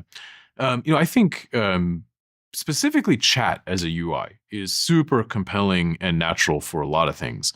I do not believe that we're going to go regress 40 years of UI innovation and go all back to chat in the command line, though. Like there's a lot of things for which text is actually a terrible modality, in which, just paragraphs are not great. And I think there's a more underlying thing here that you're touching on, which is a lot of traditional experiences, whether it's text-based or visual, assume a human shows up knowing an intent, right? As opposed to, an agent being really proactive and taking care of something for me or pushing me an update or a notification when I need to know it. And so I think those experiences start to evolve a lot. What gets really interesting is where they meet, and we really see a lot of this, task-based data entry, repetitive stuff increasingly getting delegated to agents on your team. But that means you'll need to work with that team in a totally different way, right? And where a traditional CRM system or HR system or whatever, pick your business application was, previously, like we talked about, people typing into boxes and then other people viewing reports. What does it mean to totally change that interface into a human and agent collaboration space? What does it mean to go see the activity of what agents are doing on your behalf when they need your input? When they're blocked on something, or they've noticed a trend, or there's a form they tried to fill out but didn't complete. Then that's an important meeting space to go have experiences and user experiences. And a lot of times those do need to be structured in a visual way. A lot of times they could happen, ephemerally or with a chat message. But how do you route people to the right place at the right time? We're working across all of those fronts. That's why we have a robust set of tools in Copilot Studio for building the agent part of all of those things. It's why we have a ton of evolution in Power Apps, sort of becoming this new agent-centric experience where I can see a feed of that activity. I can have agents help me do the work in the applications. And those two worlds will just continue to evolve together as we start to bring things into the future.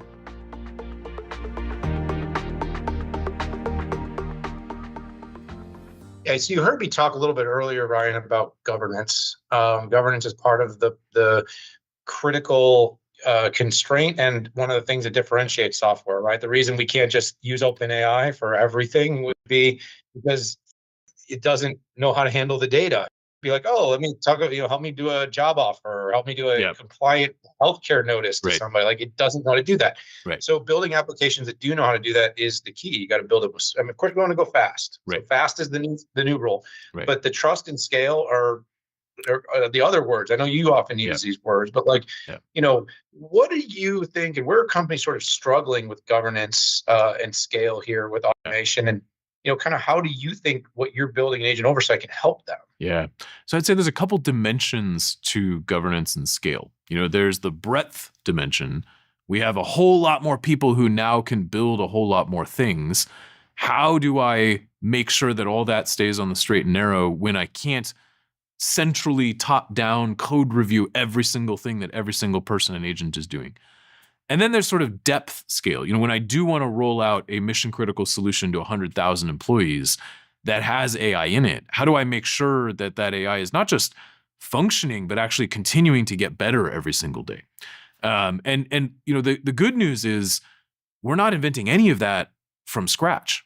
Breadth scale and depth scale were a challenge in the first generation of Power Platform, and something that we've built a ton of capability into the platform over the last couple of years to really tackle at huge scale. And we call that the managed platform set of capabilities. And within it, there is managed governance, managed security, managed operations for lifecycle, ALM management, stuff like that, and managed availability even. How do I go ensure high availability, run disaster recovery drills for critical workloads? All of that is built into solutions baked on the Power Platform. And all of that value accrues to this next generation of components being built as well. An agent built in Copilot Studio benefits from all of those managed capabilities. A new app built in Power Apps with intelligent capabilities in it benefits from that entire stack. And so that's why, you start to see even highly regulated financial services firms, government agencies, et cetera, really trusting Microsoft here as opposed to a 20-person startup that was founded yesterday, to really take the bet on standardizing for this segment of software. Then you get into the operational oversight. Okay, I have agents doing work. How do I have humans managing the work of those agents? That's not a developer role anymore. That's really an operational role. What does it mean to be an agent manager or an agent boss in a claims department at an insurance company or in a supply chain operation? That's where we need these new interfaces, and that's what Power Apps is building in with concepts like the agent feed. How do I build a purpose-built oversight experience for really high volume activity of agents? This is one of those things that there's so much doubt across the industry about being able to do this in a sort of, when you give up the human in the loop, or even just have one maybe guiding, but you're moving so fast. It's like, are they safe? Are they auditable? Because when you're in a business, everything 100%. You do has to be traceable and trackable. Is it predictable, the outcome? Like, hey, you're going to have an agent interfacing with your customers, or you're going to have an agent doing a bunch of accounting work, which, by the way, it's like a spiral. One mistake, and it's just, how that goes. Like, how are you guys overcoming that doubt, through the guardrails you're putting up, through the oversight, the accountability that you're kind of baking into your platform? Because I think you get over that hurdle, Ryan, we move a lot faster. I think what's interesting here is actually a lot of our customers have had to build these systems already. A lot of our customers already operate critical processes across massive employee bases and even larger vendor teams that operate at arm's length already today, right? We've already had to go build in a world of a whole lot of variability of who's doing a task. how do you create an audit trail? How do you create rules? How do you create data policies? How do you create oversight? A lot of those concepts exist today because there is variability in the human system, right? And so a lot of the way we approach this, okay, how do you adapt those existing concepts, policies, features, capabilities? How do you adapt that to a world where it's humans and agents doing the work?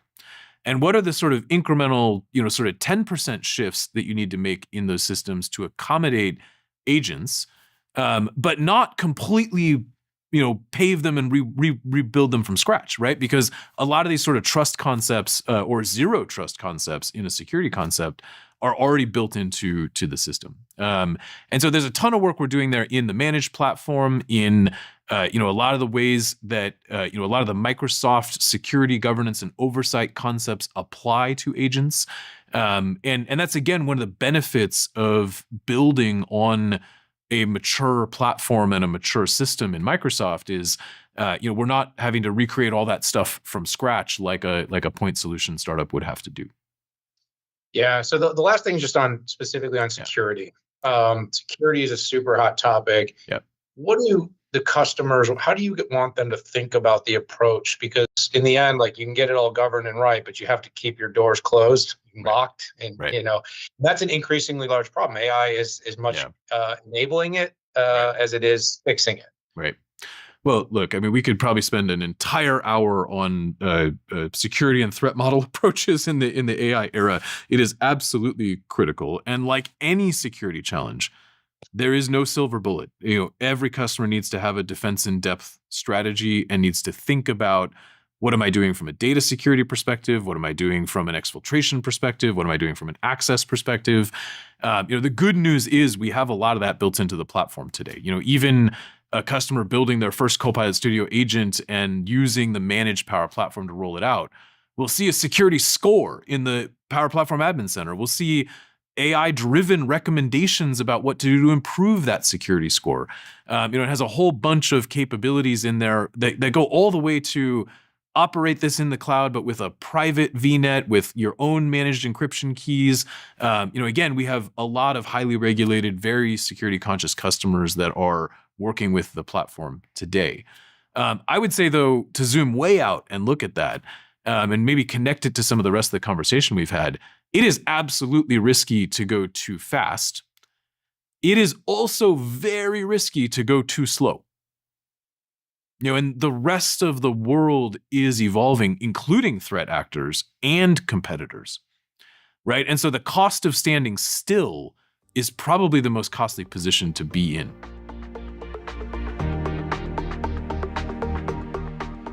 So let me, as an analyst, I have to ask you, because I've got a few things. But what kind of, in this whole evolution, this exciting moment for the future of apps and automation and agents, like, what's kind of keeping you up at night? The biggest concerns that you see out there, and then what are the kind of upsides for you? Like, what do you most kind of think could be the biggest surprise into the future? Give us that big visionary moment here, Ryan, to take us home. Look, I think I'll do that in reverse order. I think there's a ton to be excited about right now. I think there's just so much potential and creativity that we can still unlock. One of the things that has always been special about Power Platform and the community that's formed around it, which is a huge diverse mix of people with 20, 30 years of deep software expertise, all the way up to people who have never touched a line of C# or .NET code in their life. What unites that community is this sense of, we can make something better. This can be better. Let's do it better. And I feel like we're at the precipice of just blowing a huge lid off of the ceiling of what you can do there. And there's a whole lot to be excited about. You joke about a night job. I stayed up last night vibing a Power App that's just a Tetris game because it was awesome and fun and so much faster to create it than it would have been in the last generation of the technology. And I think that's a tiny, tiny microcosm of, go take that creative energy and apply it to everything that's inefficient about every aspect of every customer organization today. we're really standing on the precipice of completely rewiring how companies work, and doing it with people who have deep expertise in that process and a deep desire to make it better. And that's just incredibly exciting to me in this moment. And then to flip it around, okay, so what stands in the way of that? It really is all about speed and pace of iteration. And really it's about time to wrong. There's so much that we need to go invent and co-invent with customers and experiment with, and try, and nobody out there is perfect right now. What will define winners and losers for technology companies, for customers, for operations is how fast can you be wrong, and then how fast can you get less wrong and more right. So that's the journey we're on. That's the hill we're climbing. But it's just a super exciting time to go think about what the top of the mountain can be. Ryan, this was a lot of fun. It was a great conversation. Appreciate you sharing a little bit about where all of this is heading. There's so much potential for companies to really start reimagining and realize just how big of a leap forward we are having right now with AI, with Agentic, and the work that you're doing in Power Platform. So Ryan, thank you so much. 100%. Really, really enjoyed the conversation, Daniel. Thank you for the time. Everything about the way we work is changing very quickly, thanks to the advancements in applications and, of course, agents, automation, and what interfaces may look like in the future are all going to continue to change. And they're going to enable and they're going to power businesses to be more efficient and, of course, to be more productive. It was a great conversation over the last hour. We really did reflect across not just Power Platform and how they're thinking, how Microsoft is thinking about building its future, but really about how businesses should be thinking about developing their future, removing constraints, being able to look at problems in new ways, and then being able to apply software, and then being able to utilize resources in new ways that can deliver more value to your business and, of course, to the customers that you serve. And this is not going to be easy. It's going to take some time. There's going to be some effort, but it is something that can be done today, and companies can start to extract value right now. And moving quickly is going to be more and more important. That's something I'm seeing as an analyst, and that was clearly something that Ryan had seen as well. We talk a lot about that, is the customers that are moving fast are going to be the customers that get the biggest results and, of course, are able to benefit the most from those efforts. And lastly, we still have to keep all of those considerations that have existed with enterprise applications, with software that runs our businesses. And that's going to be the governance, that's going to be the controls, that's going to be security. And that, of course, is going to be putting people in the right roles and enabling them to do the work. All those things remain similar, but of course with a new bend. We're going to upskill the talent. We're going to think about problems in new ways. We're going to move more efficiently. And together, we're going to drive the future. Great conversation. Appreciate everybody spending the hour with me. See you all soon.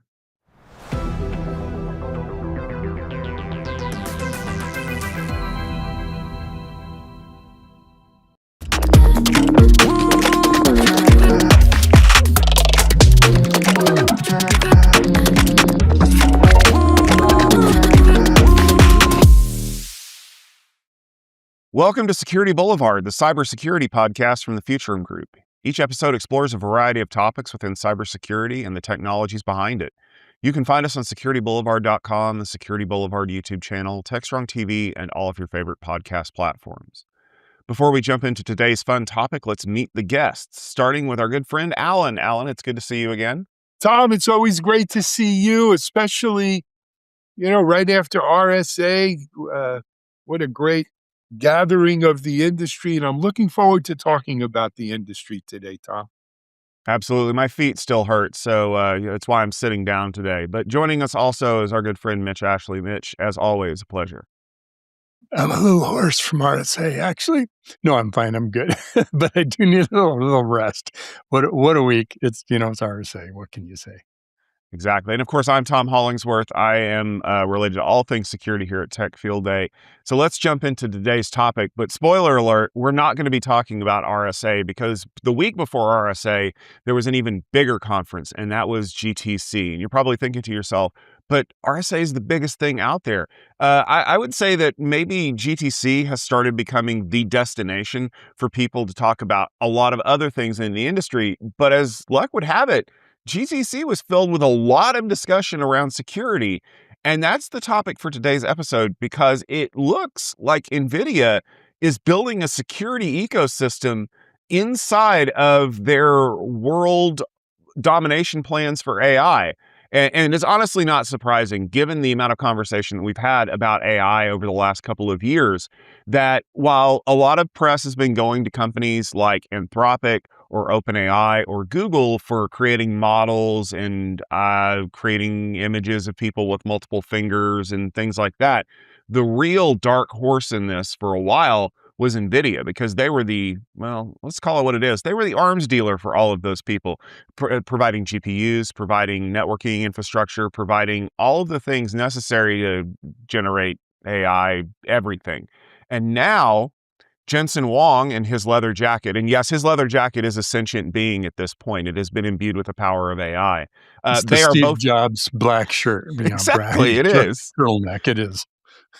They are teaming up to kind of create these new ecosystems. And we saw a lot of announcements from companies that we work closely with, like CrowdStrike and HPE and Cisco and many more. So I kind of want to let, the two statesmen of the industry kind of talk about this, because we've seen this before, especially when cloud was brand new. Like, there were a lot of companies that were racing out there to talk about how they were partnering with different cloud providers to offer these services, but it kind of felt scattershot back then. It really feels like everybody is coming to NVIDIA this time.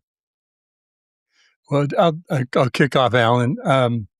First of all, I just give you the Steve Jobs reference. It really has become the new Apple Steve Jobs conference, where everything else tends to stop, oxygen leaves, and the Event Horizon is at the edge of the GTC conference until that's over. But kind of in all seriousness, I think what's really happening is, snarky me says, well, Jensen ran out of people to announce partnerships with, so he's looking for more. Now, that's actually true, but not in that sense. What's the big issue for getting AI into production? He spent an hour and a half talking about software and applications before he really got into the hardware side of things. So, somebody gave him the memo about software eating the world. So he knows that they've got to have outcomes out of all this investment in equipment and data centers, et cetera. So one of the big ones is securing it, control planes, observability, all of those things. And guess what? All of those companies are trying to figure out, how do we play in this market, not just ourselves, but partner with the big companies like NVIDIA. So I think it makes a lot of sense that I think that it's happening. Natural evolution. You compare it to RSAC, which is more of a kind of inward looking conference. I don't know if I say that in criticism or not. RSAC could be like GTC. It just doesn't have a Jensen Huang to kind of ramp him. I mean, Alan could do it, but he's busy these days. Yeah. I mean, look, I think RSAC still gets more people than GTC. Oh, yeah. They definitely 5,000 people there this past week. But here's the thing, Mitch. I think you're onto something with what you said. This has become the new Apple, black turtleneck. I got the world in my palm with this phone kind of thing, right? I'm throwing a hammer into the glitches. But you got to give Jensen and his leather jacket credit, because they do well over there. They're a great learner of history. They've seen the Jobs script. They've seen the Apple script. They've also, seen, and I firmly believe this, they've seen the cloud rollout. Remember, right? NVIDIA was the gamer and then the crypto chip. So they're very familiar with those communities. And so they're being really smart. Jensen also knows that as big as a lead they have in GPUs, as we move to inference, they don't have that M word, that monopoly, or that big a lead on the rest of the audience. And he realizes that as much as we think NVIDIA and we think chips, it's all about software. It's about owning the software stack for inference and AI use. And that's what this year's GTC was about, right? We got the stack. The stack, and by the way, the stack is headed up or at the pinnacle, at the top of the stack is the agent that does all of these things. And we're going to own the agent all the way down that stack. But learning from the cloud industry rollout, we can't, he can't go it alone. As big as the $5 trillion he has, in market cap is, he can't do it alone. And they did an amazing job in rolling out a full ecosystem, of which cyber is a good piece of it, as it should be. But let's be clear, Tom, you rattled off some big names, right? Mitch, you got it too, right? Some big names. From cyber, the two biggest ones from me were the CrowdStrike JFrog, which is now, a DevSecOps or a security company as well. Fortinet, Cohesity, there were a number of folks that had direct announcements with And then, Cisco was there and HPE was there and, the usual suspects. So you got to give them credit for assembling this ecosystem, not just cyber, but the whole package, right? This is what Apple did. When I launched that iPhone, how many apps are you going to have, Steve? Tens of thousands. We have 3 now, but there will be tens of thousands, right? And Mitch, remember our friend Andrew Greeley, who's over at Armis now. By the way, Armis had something at this GTC. Oh, they did. Okay. But remember, Andrew used to say, there'll be thousands of these, mate, right? He had that, he has an Australian accent. And he was a big iPhone. Australian dude. That's the key here, guys. But let's dig in, if you don't mind, Tom and Mitch. Let's talk a little bit about, well, what do you got to do to secure this stuff? What exactly is CrowdStrike and JFrog and HPE and all these folks doing? And I think that's important. It's coupled too with, because I want to get into that, but they made their own announcements. They announced Open Shell, which is an environment, open source environment to run your on-premise or in the cloud, wherever the GPUs are, to secure if you want to run OpenClaw or run anything else, right? It's just kind of, I want to say containerized, but it's this walled garden that meets enough. The goal is it meets enough security requirements of enterprises to get them comfortable to put this into production. So you stack onto that, right? Announcements with CrowdStrike, announcements with Cohesity, Fortinet. So they're piling on, not just with any vendors, but like CrowdStrike especially, who has Fortune 500 wrapped up. They do, right? They're in every one of those companies. So it's about not just lining up the technology. I think it's lining up who has the customers that they want to make sure their software is playing on Jensen's hardware. That's the strategy. So what's a customer in this case? Because I find it kind of fascinating that we had, like you said, we had a lot of announcements of partnerships from companies like CrowdStrike, JFrog, HPE, Fortinet. But how much bandwidth of that 2 hours of keynote that wasn't just them talking about how NVIDIA is going to make an $11 trillion was related to OpenClaw? Because they had quite a few announcements around OpenClaw, creating architectures to run it, creating their own system to accelerate it into what I saw online as super OpenClaw. And that to me is one of the most fascinating parts about this whole thing is a lot of companies that are out there, in a way, it's when you get any kind of vendor branded conference, there are a lot of companies that sign up because they want to be seen near the proximity of a successful company, right? Whether it's HPE Discover, whether it's Cisco Live, whether it's RSAC, whether it's Fortinet Accelerate or the Extreme User Conference, whatever it is. We want you to know that we work with this people that you came to see.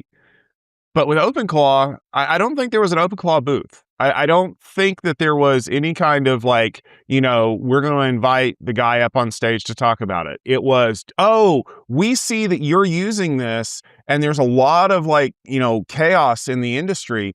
Did you know that we're going to work with it too?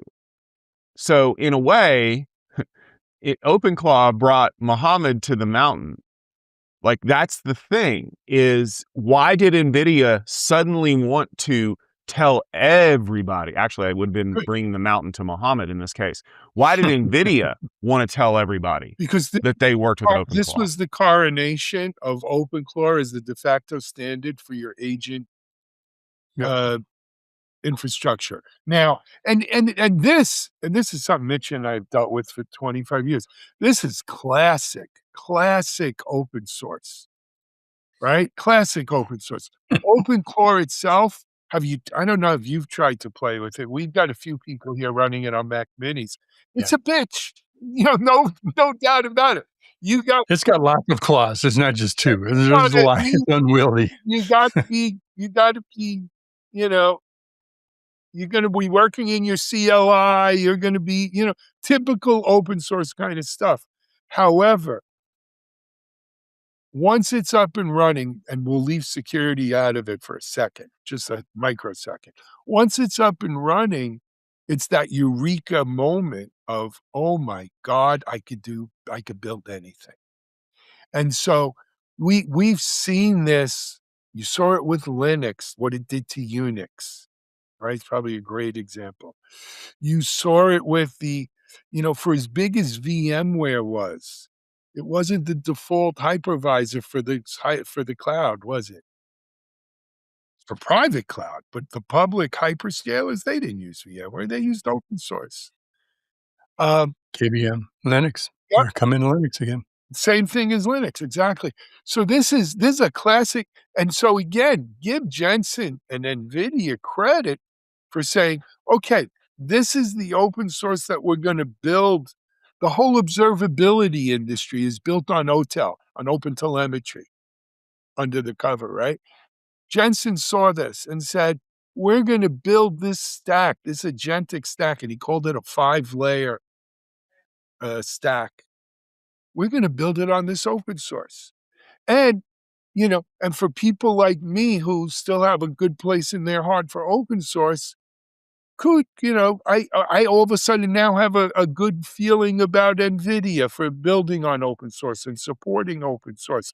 And a lot of the companies you mentioned, Tom, and Mitch and I mentioned, they also, at least give lip service to supporting open source. So again, brilliant move here. But open source is the agent that we're going to build on. Now and the good news is it's so raw and so insecure that there's so much to do in terms of these guardrails and the security. We're going to need to lock it down, as well as non-security things. Well, what does open source address, Alan? It addresses the number one concern of vendor lock-in. Yeah. Now, if I'm running this on open source, albeit it may be the NeoClaw or NemoClaw version of OpenClaw, which they've wrangled some of those claws into packaging it into a little easier environment to install and operate on top of their AI toolkit, which is that OpenShell AIQ, and there was another component to it as well. But they're trying to build the environment to run that. So yeah, and to your point though, I want to really emphasize one more thing that you nailed, and that is it was more than a coronation. It was the 6.7 Richter scale event. Like, whoa, oh shit, what happened? Did stuff fall off the shelf, or do I need to go check my house, make sure it's okay? It was. If you want a more recent example, it's the MCP of 2026. MCP caught fire and was a big thing, and it's this really tiny little thing. It's not a big thing, but it was the can opener to everyone who had a can that didn't own a can opener. It was just like now everybody could get to access their agents, their models, get access to tools and data. That's what OpenClaw is. And you wrote a nice piece. I appreciate you quoting me on the piece about there will be 1,000 recreations or innovations of OpenClaw. It will spawn generations of new things, and that's exactly what Jensen announced. That's the hammer that hit the sabotage into the gears of 1984. It won't be like 1984. Right, won't be a walled garden. Mitch, but to MCP or not, that is the question. That's another. That's another. Joint article. You can check that out. I think it's on platformengineering.com. Yeah. But let's peel the onion back a few layers here and get into some details for our listeners. I want to talk specifically about JFrog for a second. So they announced something called the JFrog Agent Skills Registry, which is designed to provide a secure trust layer. right, for AI workflows and development. And that JFrog Agent Skills Registry actually integrates into the NVIDIA OpenShell runtime, which NVIDIA announced at GTC. So it's an important part there. They have an AIQ, certified NVIDIA AIQ blueprint, as well as automated security scanning now for that. And one other thing in regards to the MPC, they actually announced the first MPC registry, Mitch, where you can now download and check, what MPC you have and what it's going on there. So JFrog was certainly very, very busy here. Let's talk a little bit about CrowdStrike too, though. They announced a major partnership embedding Falcon, the Falcon platform, right?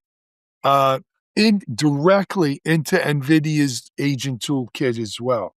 So, this agent toolkit is the Swiss Army knife of using, in this case, OpenClaw, but there's going to be OpenClaw compatible agents built off the open source.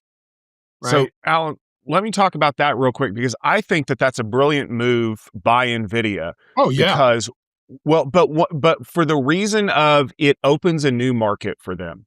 Because one of the problems that we have to deal with a lot in the security space is authorization and risk management, right? How many times have we heard or seen something in the news about a company that did something and then it turns out, oh, well, you weren't actually supposed to do that? Shadow AI, shadow IT, we've heard that for years.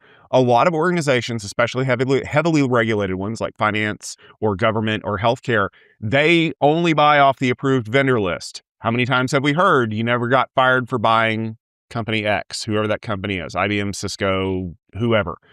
By embedding Falcon in their toolkits, what they're basically saying to companies that are very on the Herman Cain, nobody jumps out of an airplane because it might crash kind of thing, risk factor of 0. If Falcon is embedded in here and you're already approved to use Falcon as your scanning tool or your prevention tool, well, you're already approved to use Falcon. Why can't you just use our stuff because it works with Falcon? They're trying to open themselves up to those markets that would not have even given AI a second look or a first look in some cases because they don't feel that the security controls are mature enough. By having something that is integrated tightly with an industry recognized name, and that kerfuffle a couple of years ago notwithstanding, CrowdStrike is trusted. And so now NVIDIA can kind of ride in on that success and say, well, if you're going to use something, why don't you ditch the OpenClaw Mac Mini thing and why don't you use us? Because what was it? My friend Keith Townsend pointed out, like on the small business line, it's only $155,000 for the entry level rack to do this. Yeah, no, but that's an enterprise solution, Tom. NVIDIA does have, Mitch, what do they call their little box that looks like a Mac Mini? And they announced a new one. I don't remember the name of it. They have a new one, is like this massive thing. But the new one, is 150 or 170 grand. I'm not. No, this is like $2,000 or something like that. Keith Townsend has it. The Jetson.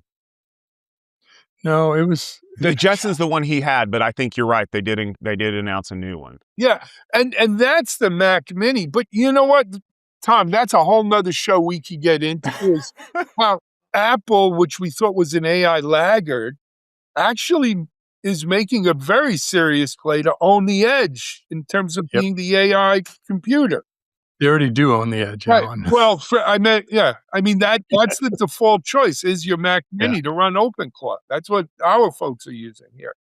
Now, but and this is, again, you got to give the Jensen and that team, they've got everything from this little Mac Mini looking box that's, I forget what they called it, but whatever. This Mac Mini looking box all the way up to this mid-range $170,000 behemoth, and then you get into their real stuff, right? But here's the thing. They said this stack with the security, with everything, is going to generate $1 trillion in revenue in the next year or two, right? How do you justify a $5 trillion company? Well, when you got $1 trillion in revenue coming out of this stack, that might justify a $10 trillion company. I'm not a stockbroker. Don't take my advice. But this seems to be a real boon to NVIDIA's thing. Here's another play, though. Tom, you mentioned this as part of this agent toolkit. And Mitch, I'll throw it out at you too. Is the agent toolkit another name for a marketplace? Maybe we should get Alex Smith from Futurum in here on this. Agent toolkit become a marketplace, because it seems like everyone's putting their stuff into the agent toolkit, and they'll probably be competing things, right? You could use this for that or that for that. So I'll let Mitch go first, because I bet you I know what he's going to say, and I bet mine is the opposite. I think it's the start of the marketplace, and it's the open source start. But you think about where they're going to go next. It all depends on what the channel strategy is, and this is where Alex, would kick my butt on it because he knows so much more about it. But do you go to NVIDIA to buy your CrowdStrike software? I don't know.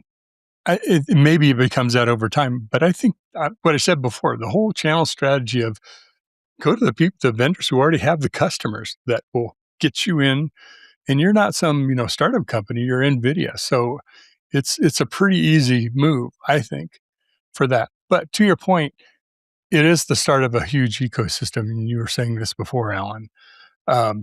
Everybody already wants to be part of running on NVIDIA stuff. They want to be part of NVIDIA's announcements. So I think there's a natural sales channel, partner channel ecosystem there for sure. I just don't know enough about how to set one up. I actually wasn't that much different than Mitch's response. So I don't think this is the marketplace. I think this is effectively GitHub for the AI integration, which I'm sure that there's at least 3 people who are currently typing a comment saying, but GitHub is easy. Yeah, for us, GitHub is easy for people who know the difference between a pull request and a push request.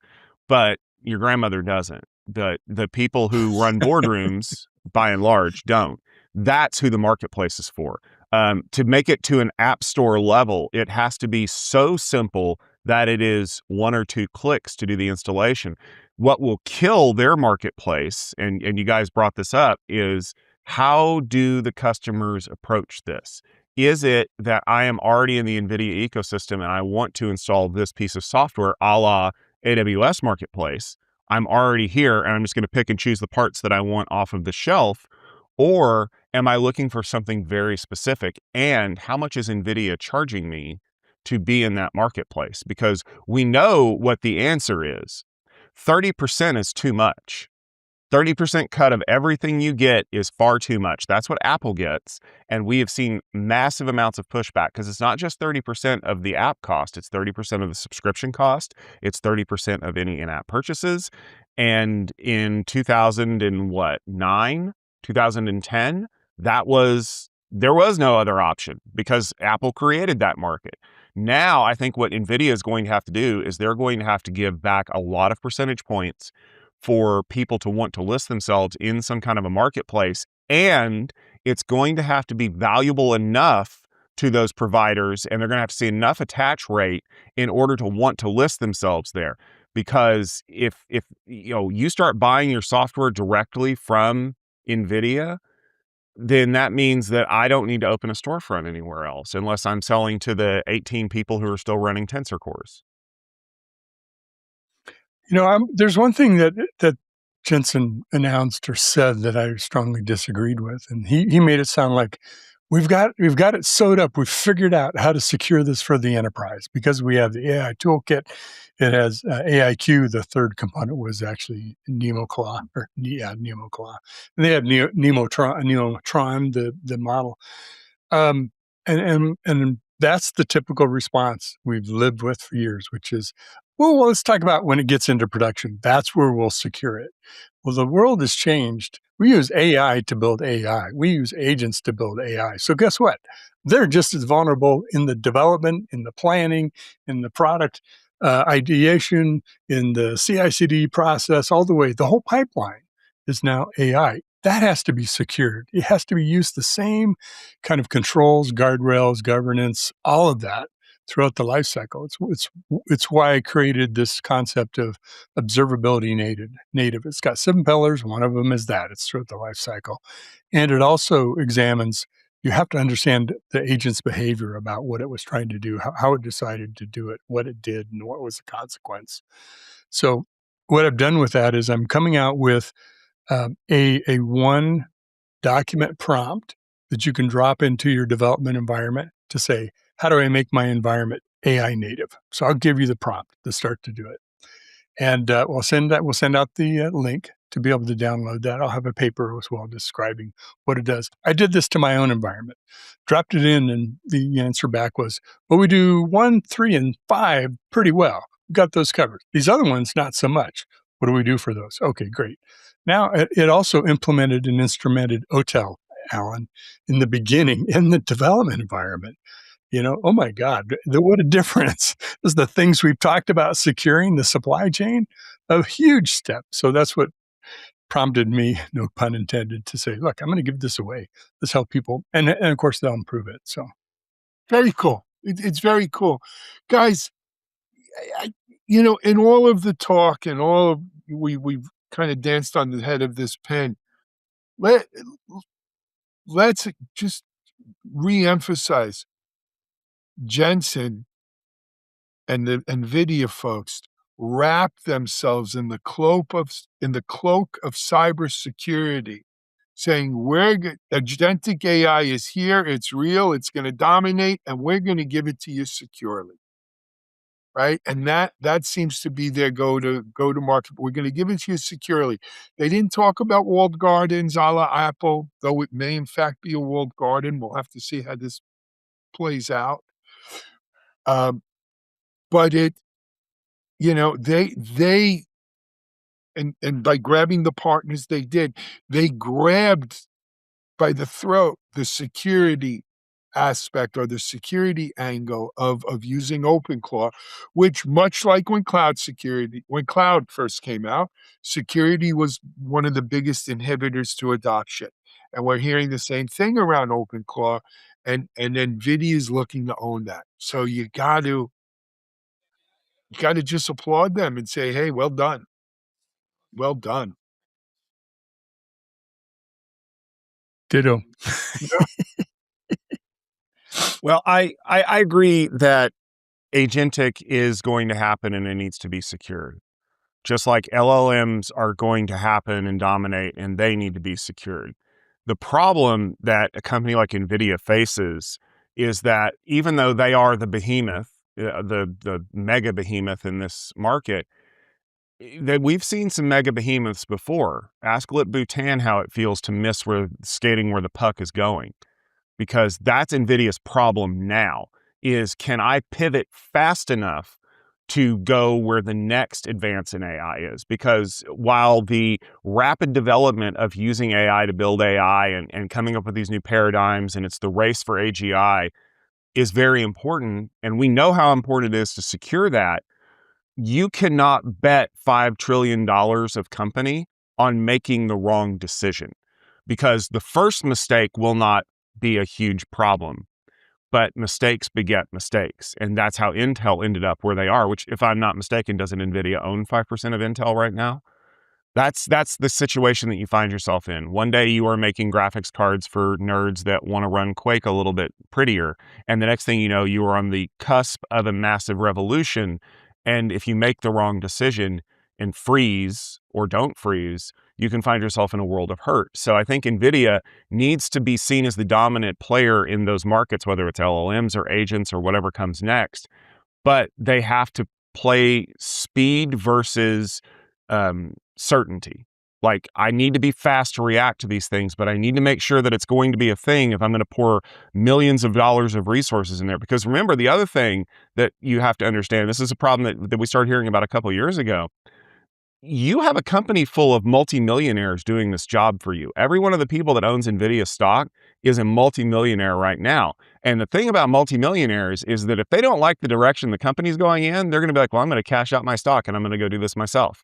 And that's one of the things that they have to be careful of, is the potential for brain drain, where someone's going to be, I'm going to spin out, I'm going to take the 3 people in my department that agree with me, and we've got funding cash that we can use to start a startup to fix this problem, maybe with the hope that we turn it into a business, and maybe the hope that NVIDIA buys us later, because obviously they're too big to understand the real problem around here. Agreed. You know what, though? They've bought themselves $5 trillion buys you a lot of things, Tom.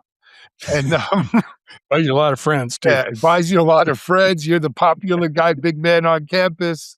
It does also buy you a little bit of breathing room, let's call it, that maybe the guy chasing OpenAI, the Avis of the AI world, if you will, right, who has to try harder, doesn't have. But look, and I wasn't there, right? I've spoken to Daniel Newman, who was there, and we had a chat about it. From everything I see, there was no fumble here. No fumble here, right? This was damn near flawless, unless you 2-hour plus keynotes are not your thing. But it was Disneyland. There was something for everybody. You wanted robots. You wanted, from one of the Disney characters. I mean, even where the keynote was held in the arena where the San Jose Sharks play. Right? This wasn't like your average sort of, keynote stage. Conference center, yeah. It's like where rock stars play, where rock bands play kind of thing. So, look, at least for right now, and as far as I could see, which is 12 months, maybe at best, 6 months, they are the reigning past, present, and possibly future heavyweight champions of the world. It's theirs to lose, right? Get ready to rumble. But, security has a way of coming up and biting you in the butt, too.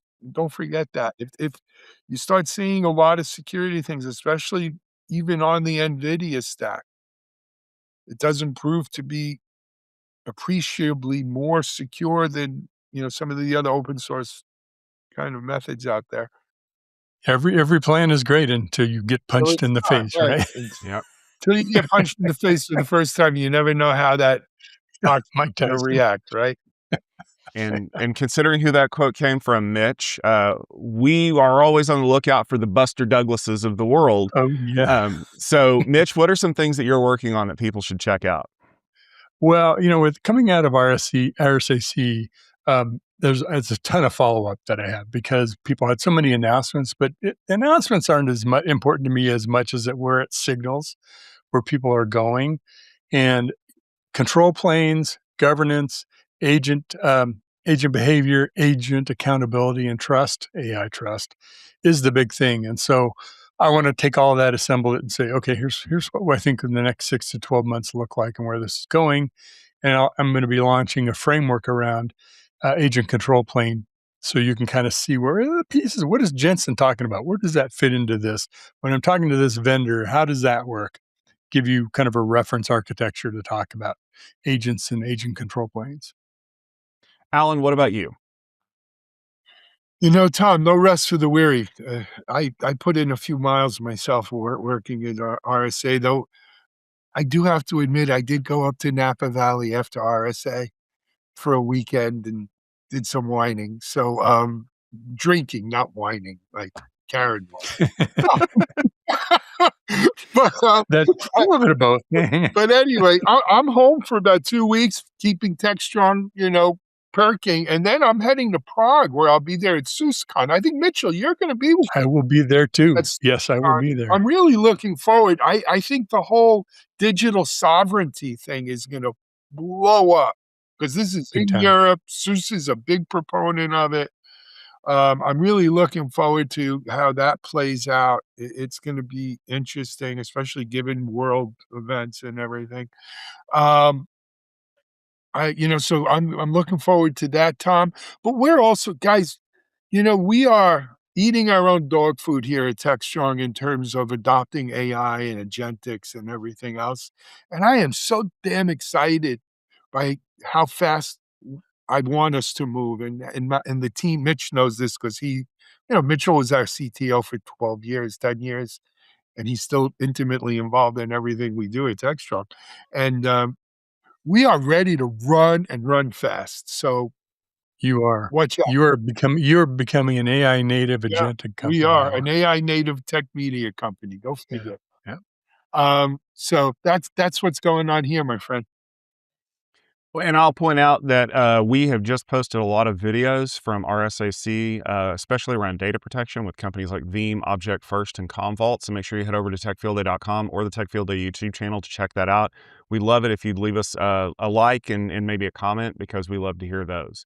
But the other thing we love is that we love that you listen to this episode of the Security Boulevard podcast. And of course, if you enjoyed listening to Alan and I rant and rave about things and Mitch trying to figure out who to agree with, please subscribe on YouTube if you're not already, or in your favorite podcast application of choice so you don't miss any episodes when you're out riding your bike or mowing your yard. We would love it if you would share this episode with others, because that's what helps the show grow. A good recommendation from a friend is the best kind of podcast recommendation there is.